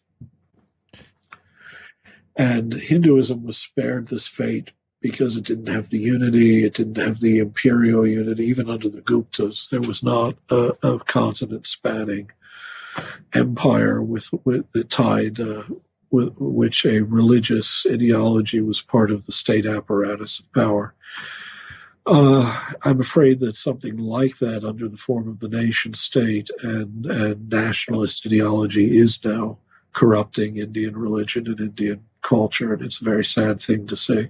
I don't think that religion is the only thing that gets corrupted by having large nation states and huge governments. Yeah. Oh, as I said, I'm a fluffy socialist. I'm also, heart at heart, an anarcho-communist sort of.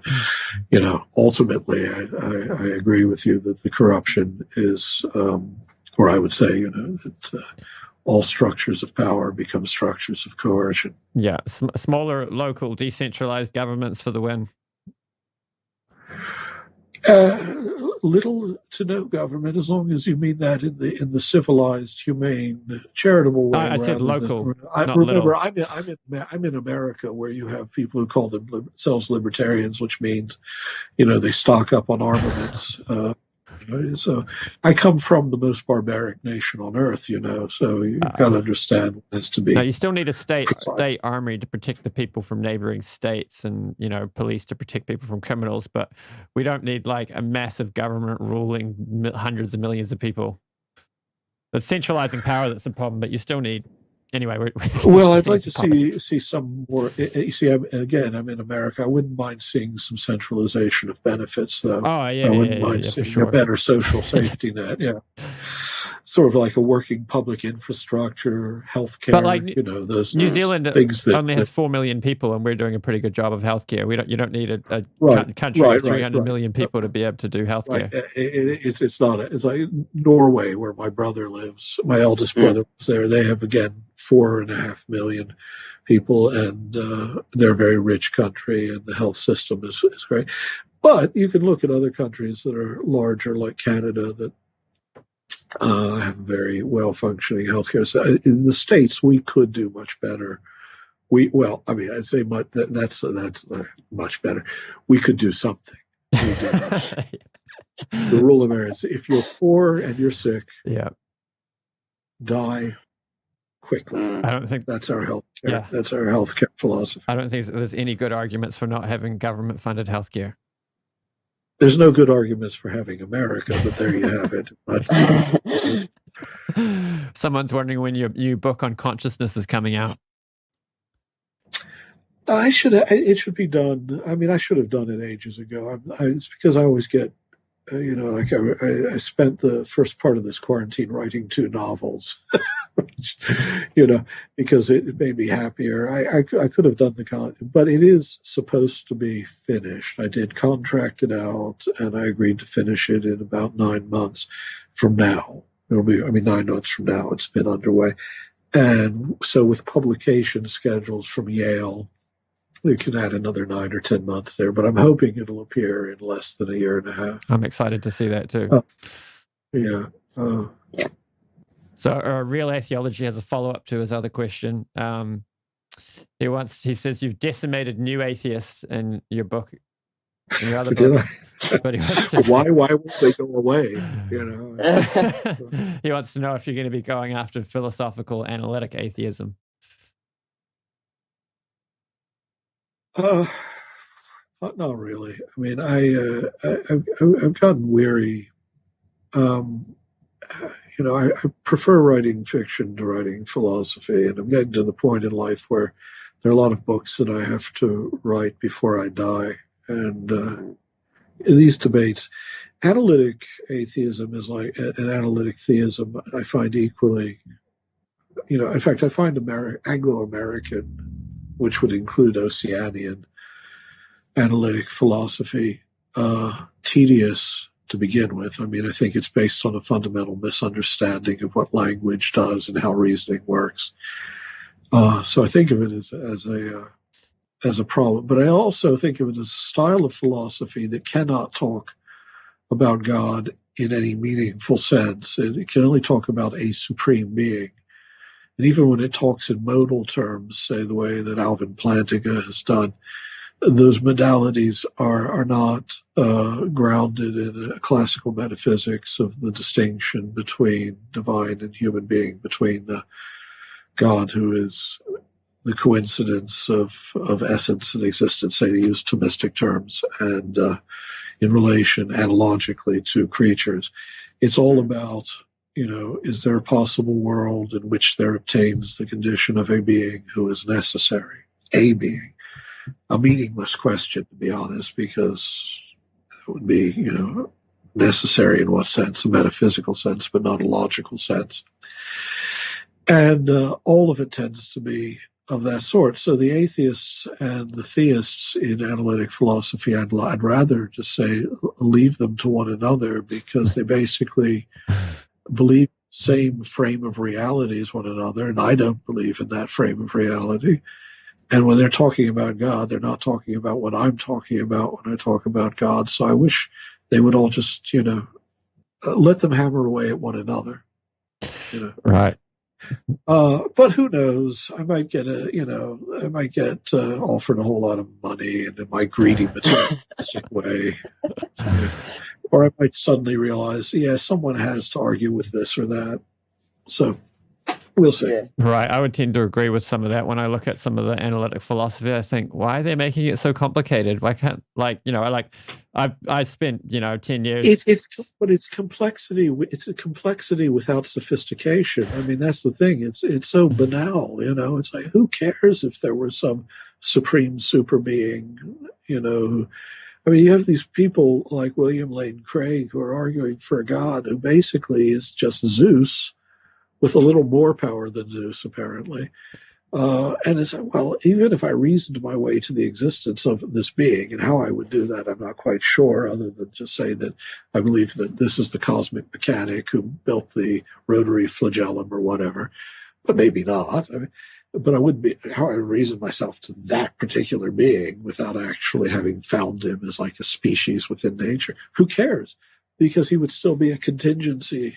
It would not answer the ultimate question of the being of beings, or the source and end of reality. It would just be a fact of natural history, and it's one to which I'd be largely indifferent, because it would be disappointing. It would be like discovering that the ultimate answer to life, the universe, and everything really is 42 or whatever it was. Douglas Adams.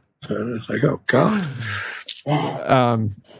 Maybe we can bring things back to inclusivism a bit, and since you mentioned him, inclusivism, but one that strictly leaves out Thomists and analytic philosophers, apparently. Well, I mean, when I say inclusivism, I mean there's one truth, and then people that converge on that truth get benefit, as opposed to the exclusivists, guys that if you're a member of another church and you believe many of the same philosophical views as me, but you've got the wrong names for God, you're going to hell. Yeah, and of course, you probably know that in India, for instance, so before we shift to the West, in India, there were Shaiva chants. Anyone who denies that the true name of God is Shiva, this isn't unknown in any tradition, and I'm afraid that a great deal of sort of ground level Christianity in the English speaking world, especially, is, can I put it, committed irrevocably to the notion that you have to get the names right, because otherwise God won't know who you're talking to. Yeah, Prabhupada said that you address him by the wrong name, and he'll think you're talking to someone else and won't pay attention. Prabhupada gave an analogy of a child calling for the parents. If my son mispronounces my name, I still know he's getting my attention, and I still respond.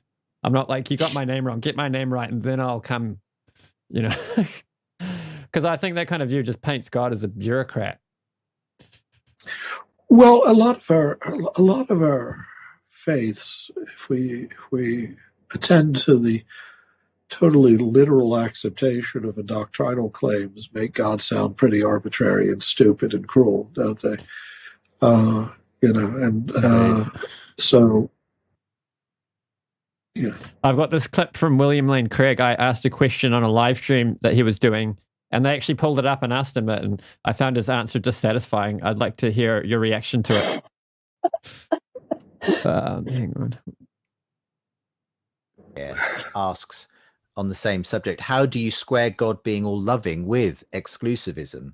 And they say, surely if God is all loving, he sent prophets to all parts of the world, all through history, and is more interested in love than doctrinal details, i.e. specifically what you believe. Oh, well, I would certainly agree with that.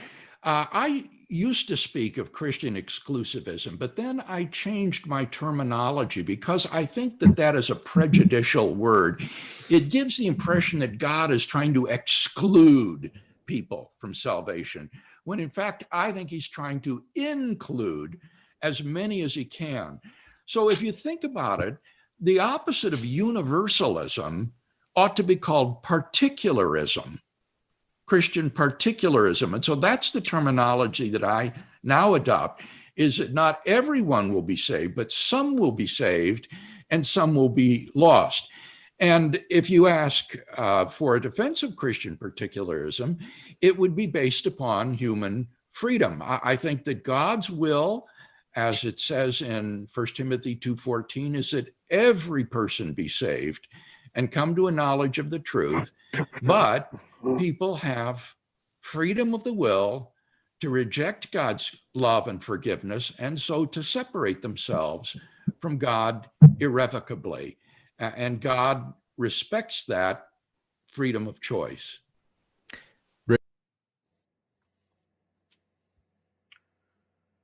You want to comment?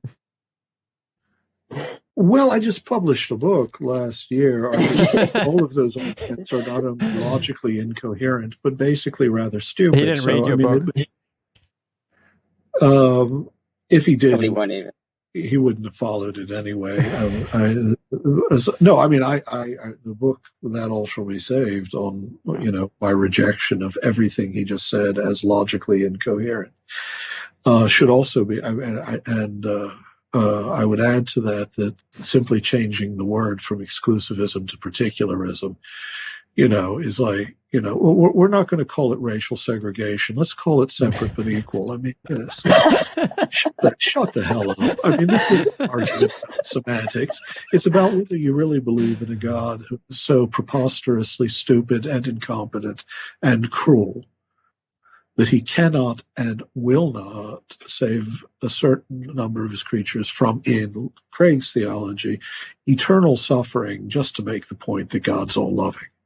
Because, nothing says infinite love like the infliction of eternal torment on those who, through bad luck or through, free reject. What sort of freedom are we talking about here? I have there's no possible world in which anyone truly rationally freely rejects the fulfillment of his or her nature and the absolute union with God, preferring dereliction, pain, separation, and eternal torment. So the very notion that this is a free choice is the worst obfuscation and the most nonsensical that one can imagine.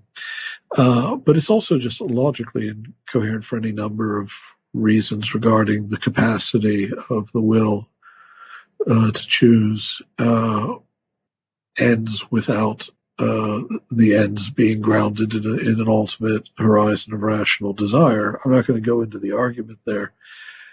That book, That All Shall Be Saved, I will say this to your readers because it's the most infuriating thing I say to those who actually care about about arguing for hell or exclusivism or particularism or whatever else you want to call it. The book's argument is continuous, 6 or 7 phases.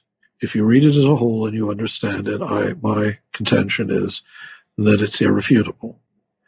And as yet, no critic has succeeded in refuting any aspect of it, although many have succeeded in attacking positions that aren't mine. And the reason it's irrefutable is not that I'm a genius. I'll let you make that judgment. But the reason it's irrefutable is because it's obvious when you think through the tenets of the faith in terms of the logical implications and do so in parallel to one another so that you create a full argument.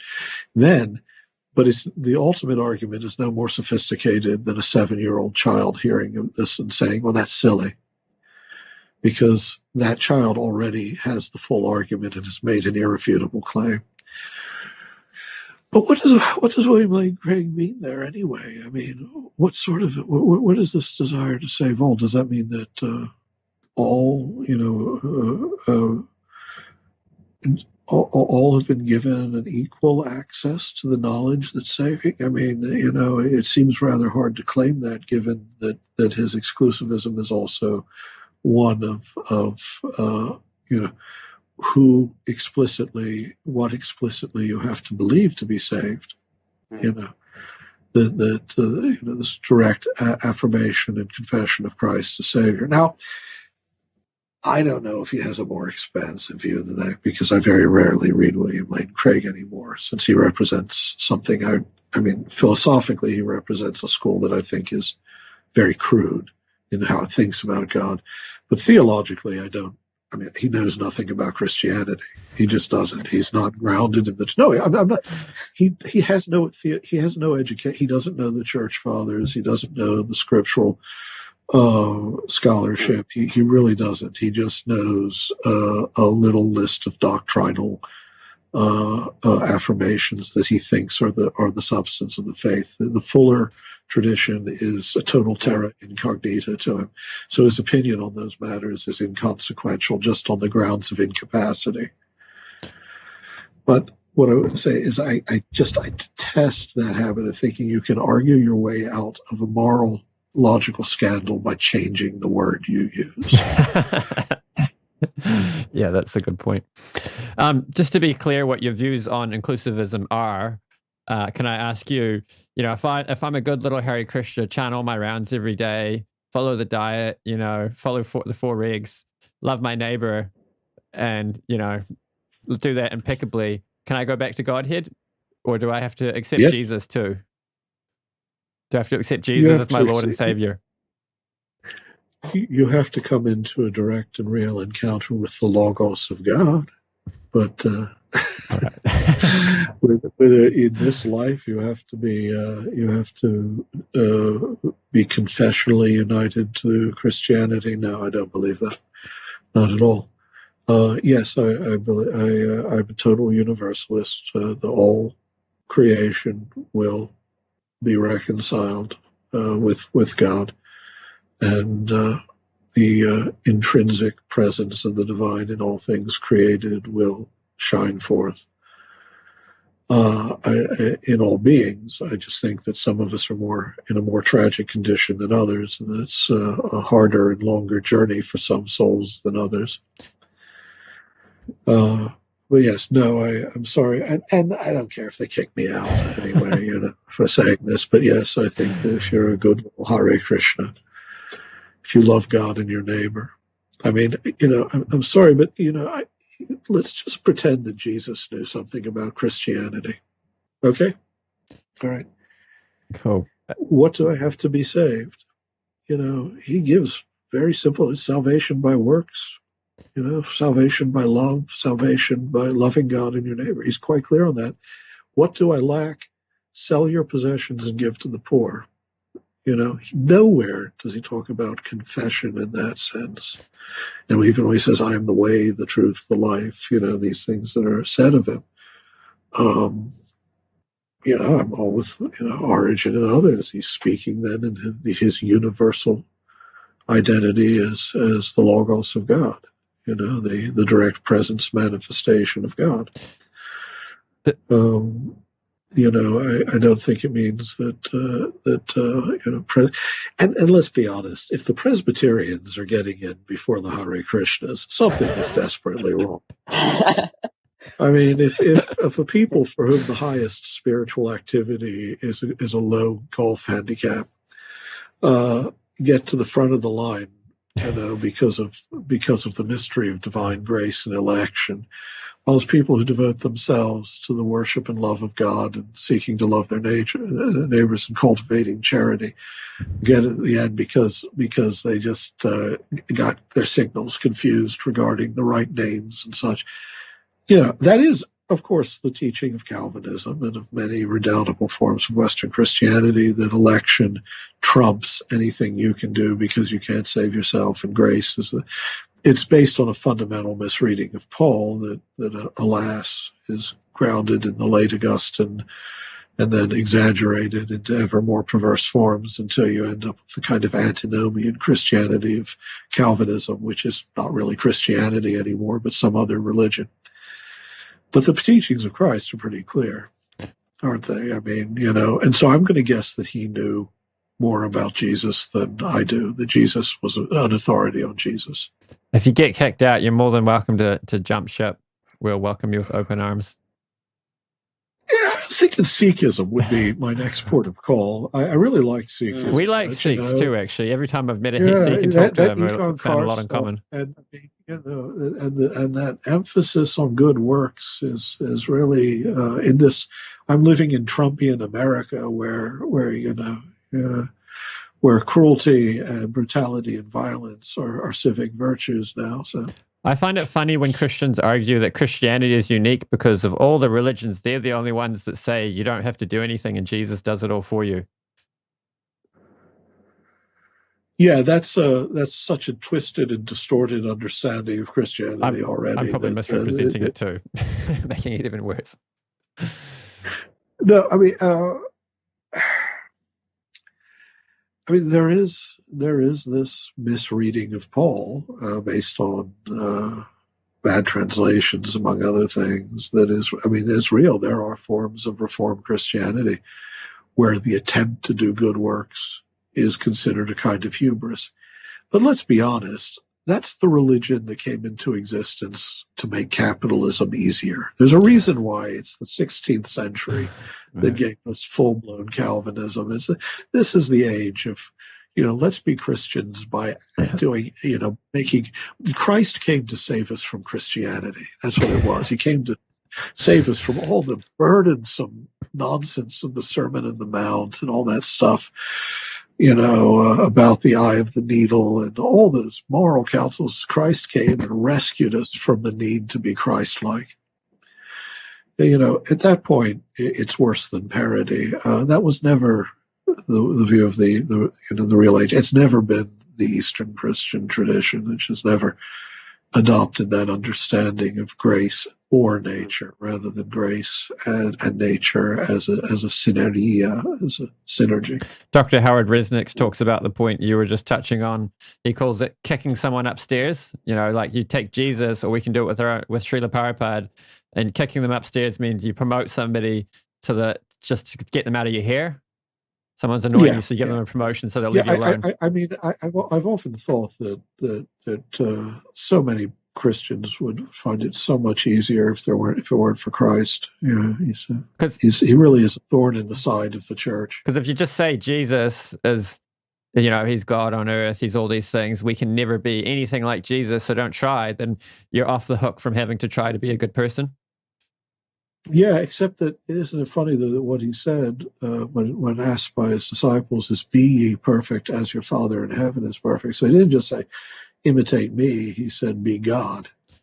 So, like I said, I find it funny when these Christian apologists make these points because, every single one of these points they make, we're unique because of this or we're unique for that. You look, it's like they're a bunch of bloody evangelicals. Well, it just betrays a complete lack of understanding of the history of world religions, because you look in every tradition and you find the same debates going on. Right. Every tradition has this question of the relation of grace and personal effort. I mean, the degree to which, definitely Vaishnava tradition. On the one hand, you have the gracious outpouring of the avatar. Ramakrishna talks wonderfully about the ocean of saving merit that comes from the avatar, and all that. At the same time, emphasizing that it's a real moral spiritual path that requires participation in the presence of God. And you have this in Christian, you have this in every single tradition, and always in every tradition, somewhere you'll find some sect that turns grace into a holiday ticket, So, that's taken care of. So I guess feeding the hungry, really. Yeah. That was a bit of a drag because it's time consuming, and the hungry, they're always being hungry, So, and you'll get the opposite extreme too, that like you have to sign on the dotted line and cross all the T's and dot all the I's and get everything perfect. Otherwise, you'll get 0. Right. Which is just the opposite kind of mistake, right? Right, just the opposite. It's the opposite. And even in Buddhism, the issue of grace. I mean, let's be honest. The whole Mahayana tradition is, in a sense, a kind of despair at the sheer impossible austerity of the Pratyeka Buddhas. It was the understanding that no, there has to be, and so it populates its imagination with the bodhisattvas who forego their own entry into nirvana until all others going before them. And it's the great compassion. It's wonderful. If you've ever read the Bodhicharyavatara of Shantideva, or forms of devotional Buddhism like Amida Buddhism, in which the understanding of grace is very, absolutely, pervasive, but it understands that the basis of any relation between the finite spirit and ultimate reality is the cultivation of a compassion, of a charity that is the perfect fusion of the divine and the created. So that in that place, the place where love most abounds, the distinction disappears, and grace and nature are one and the same thing. But to make this into some sort of static system of either you do it on your own or it's all done for you is just a silly simplification of human experience, let alone religion. Right. We've been going on for quite some time now. There's a few things I wanted to quickly rattle off, which were related to. I'm not sure if my voice is going, so let's be quick. Okay, sure. Let's be quick. They're just two little funny points that I have about some versions of Christianity. So the idea of original sin, I think we can call that divine racism. We're impugned because of what our forefathers did. Right, and that's, of course, not part of Eastern Christian tradition either, the notion of inherited guilt. The idea that, the whole of humanity is in the condition of mortality and delusion as a result of some original break, that is allegorized in the story of the Garden of Eden as one thing. But the notion of an inherited guilt is actually it's only found in the Western tradition, and it's logically meaningless. You can't inherit a guilt. So what you're really saying is that God is just sort of arbitrarily vicious. He's racist. Yeah, based on our genes. The human race is no. The other one I have is annihilationism, the idea that a soul that's as permanently depraved would just be destroyed rather than suffer in eternal torment. I call that cosmic eugenics. Yeah. I mean, again, and it also would seem to make the promises, things like 1 Corinthians 15, that God will really be all in all, not just overall, but in all, impossible to realize. Annihilationism is people like it as an alternative to God torturing people for eternity. But in either case, you come away with a God who is remarkably unresourceful, but also a God who creates fully in the knowledge of his own ultimate failure in regard to many souls, and who has predisposed himself from everlasting to a kind of brutality that makes the very concept of the goodness of God simply an assertion rather than a rationally coherent concept. We tell people God's all good, but really this is what we think God's like. Yeah.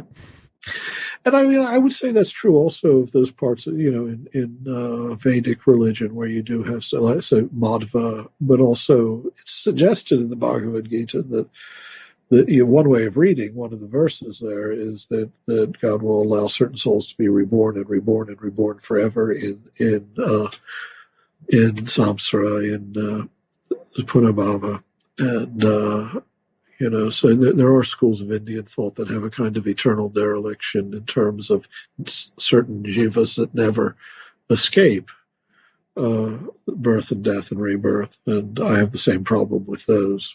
Well, but on that view, they're always given the opportunity we're given right now in this lifetime, that, we get an opportunity now to come in contact with God. If we don't use it, we'll get the opportunity again. But there are those depraved souls who I heave again and again to becoming again in states of ignorance and defilement and death. I mean, it's that you could read it as, and some have, like Madhava. Right. I think it's hyperbolic. Yeah, sure. I think the language of damnation in all the great religions is hyperbolic. Actually, Bhaktivinoda Thakur commented on I mean, those are your choices, because you're going to find that all of them also have very strong language of universal salvation, and you've got to choose which one is the hyperbole. And I'm going for the good one, as being the one that makes God out to be good, as more plausible. Bhaktivinoda Thakur, what was I going to say about it? Bhaktivinoda Thakur comments on the statements about hell in the Bhagavatam, that there's this kind of hell for this kind of sin and so on. He says that a lot of it's hyperbole. And so, but knowing a little bit about cognitive behavioral therapy, I wonder if the Bhagavatam isn't doing a little bit of CBT.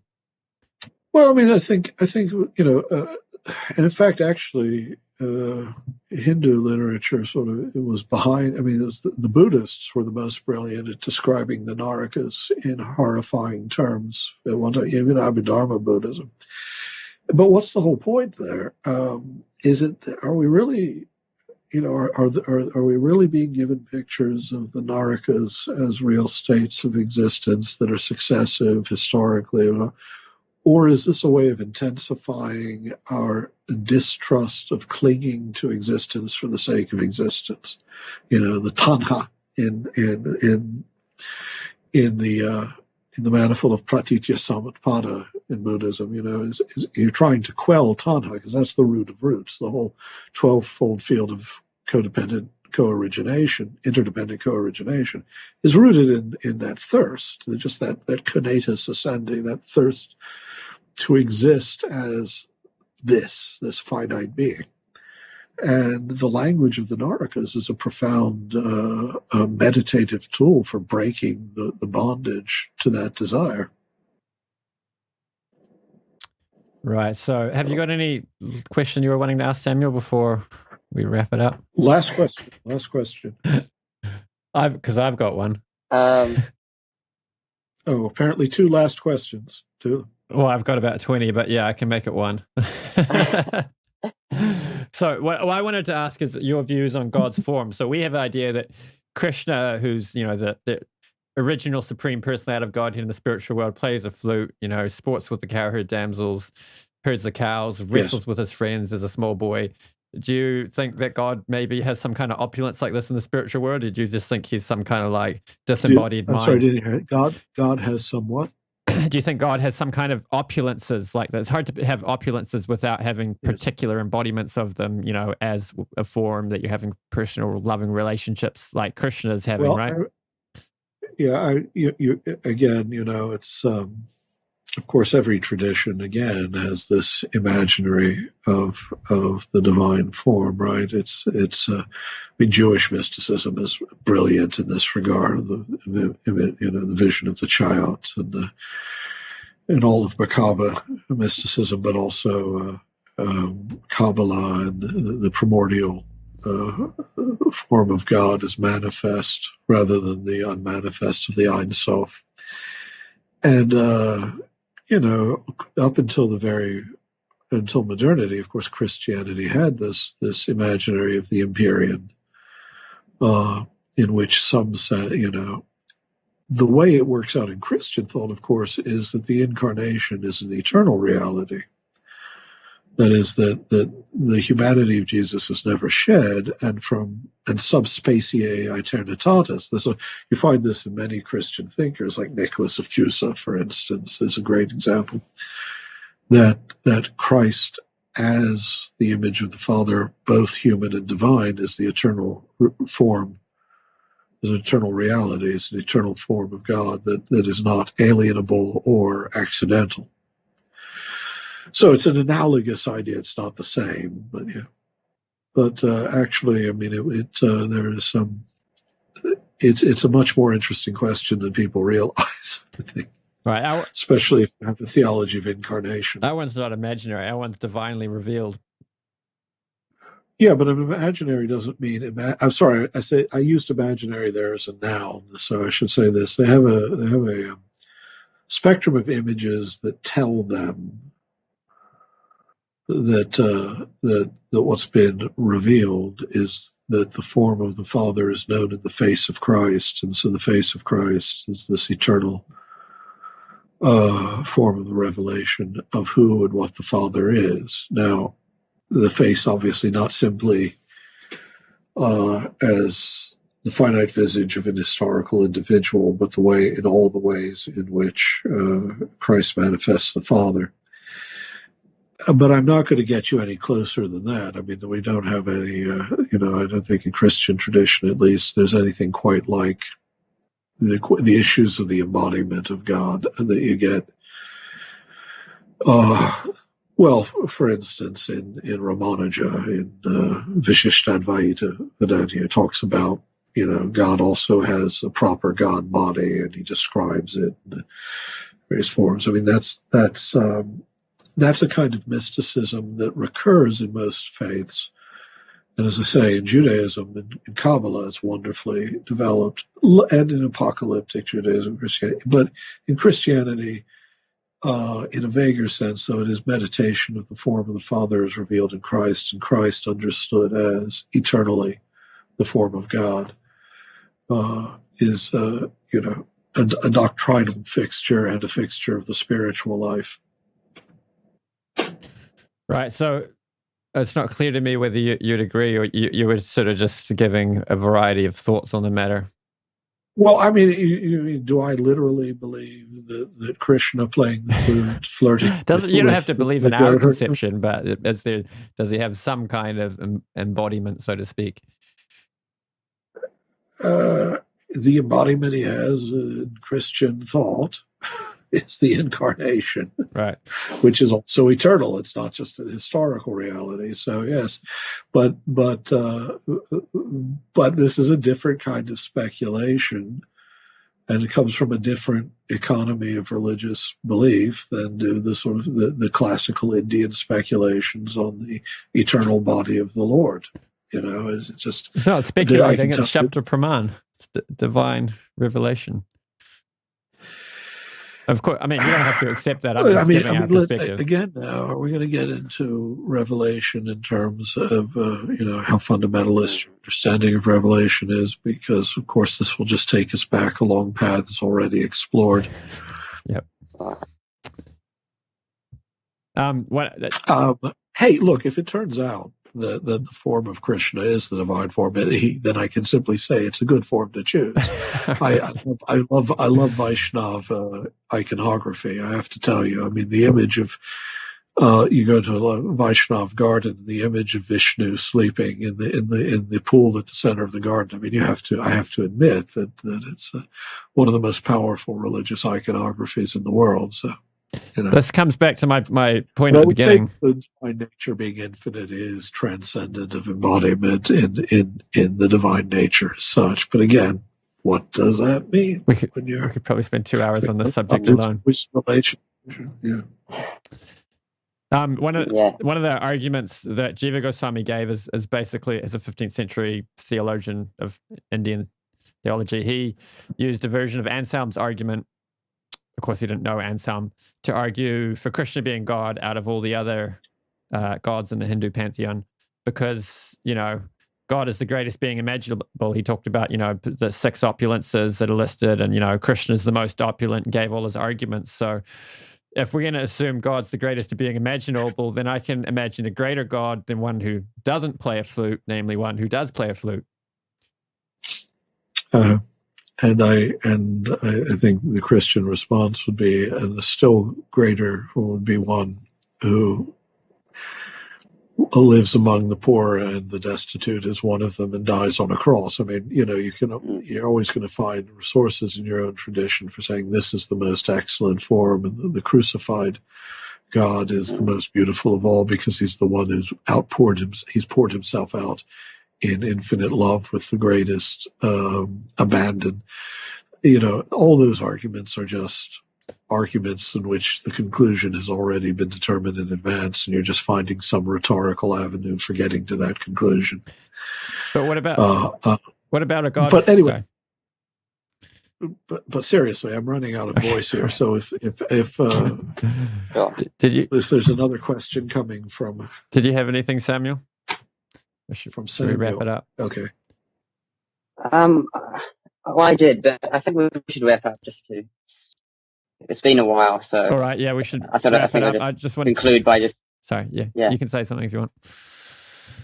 No, I just wanted to say thank you profusely for talking with us for so long. Yeah. It's been a pleasure to listen. Great honor to have you on. Right. My bill will arrive in the mail shortly. Right. Just one last point. Why not a God who, like a Jesus who is simultaneously in the spiritual world playing a flute and goes back and continues playing a flute? You just add the opulences together and then you get more opulent, right? You're really fixated on this question, which I have to tell you is one that doesn't interest me in the least. Right. I better not. You're very much in the world there of Krishna consciousness arguments that is a completely different realm of discourse that Christians think in. Well, first of all, they don't think he departs and then returns to a certain state. I mean, there's an eternal reality of the incarnation and an eternal reality of the glorification. These are two simultaneous realities, that the glorification of the human and the divine, and the outpouring or kenosis of the divine and the human, kenosis and plerosis, are simultaneous. And since you're working in a different... Hey, but look, I mean, I love the flute, dancing, stealing the clothes of the goat herding girls, is just the kind of mischief that a roue god would indulge in. And he liked clarified butter. I mean, there's a lot to like in the form of God and in the Bhagavatam. But I think you're getting hung up on a question that just I don't care enough to give you the kind of answer you want. Right. I mean, this is what I mean at the beginning when I said that Christianity is speculating on these subjects, whereas we have revealed detailed knowledge about, we know God's address, his phone number, what he does in the morning, what he eats for breakfast. All fundamentalists believe that. They do. No, I don't think there's any other religion that makes that claim. No, I'm serious. This is the critique of Krishna consciousness that you get from Vedantists quite often. They say it often devolves into a kind of fundamentalism in which they think they've got direct literal revelation, just the way that people who think that believe in the inerrancy of Scripture do. I don't believe that. I don't believe you have a direct revelation denied to others. So, you can say it if you like, but I'm still just going to nod and say no. So you don't think there's any... What you are grounded in a symbolic economy, which points you towards God in a certain way by the grace of God, instructs you in the reality of God, but it's ultimately a symbolic economy. It is not a direct revelation, because you could no more receive the direct revelation of God than Semele could see the figure of Zeus and his godhead without being consumed.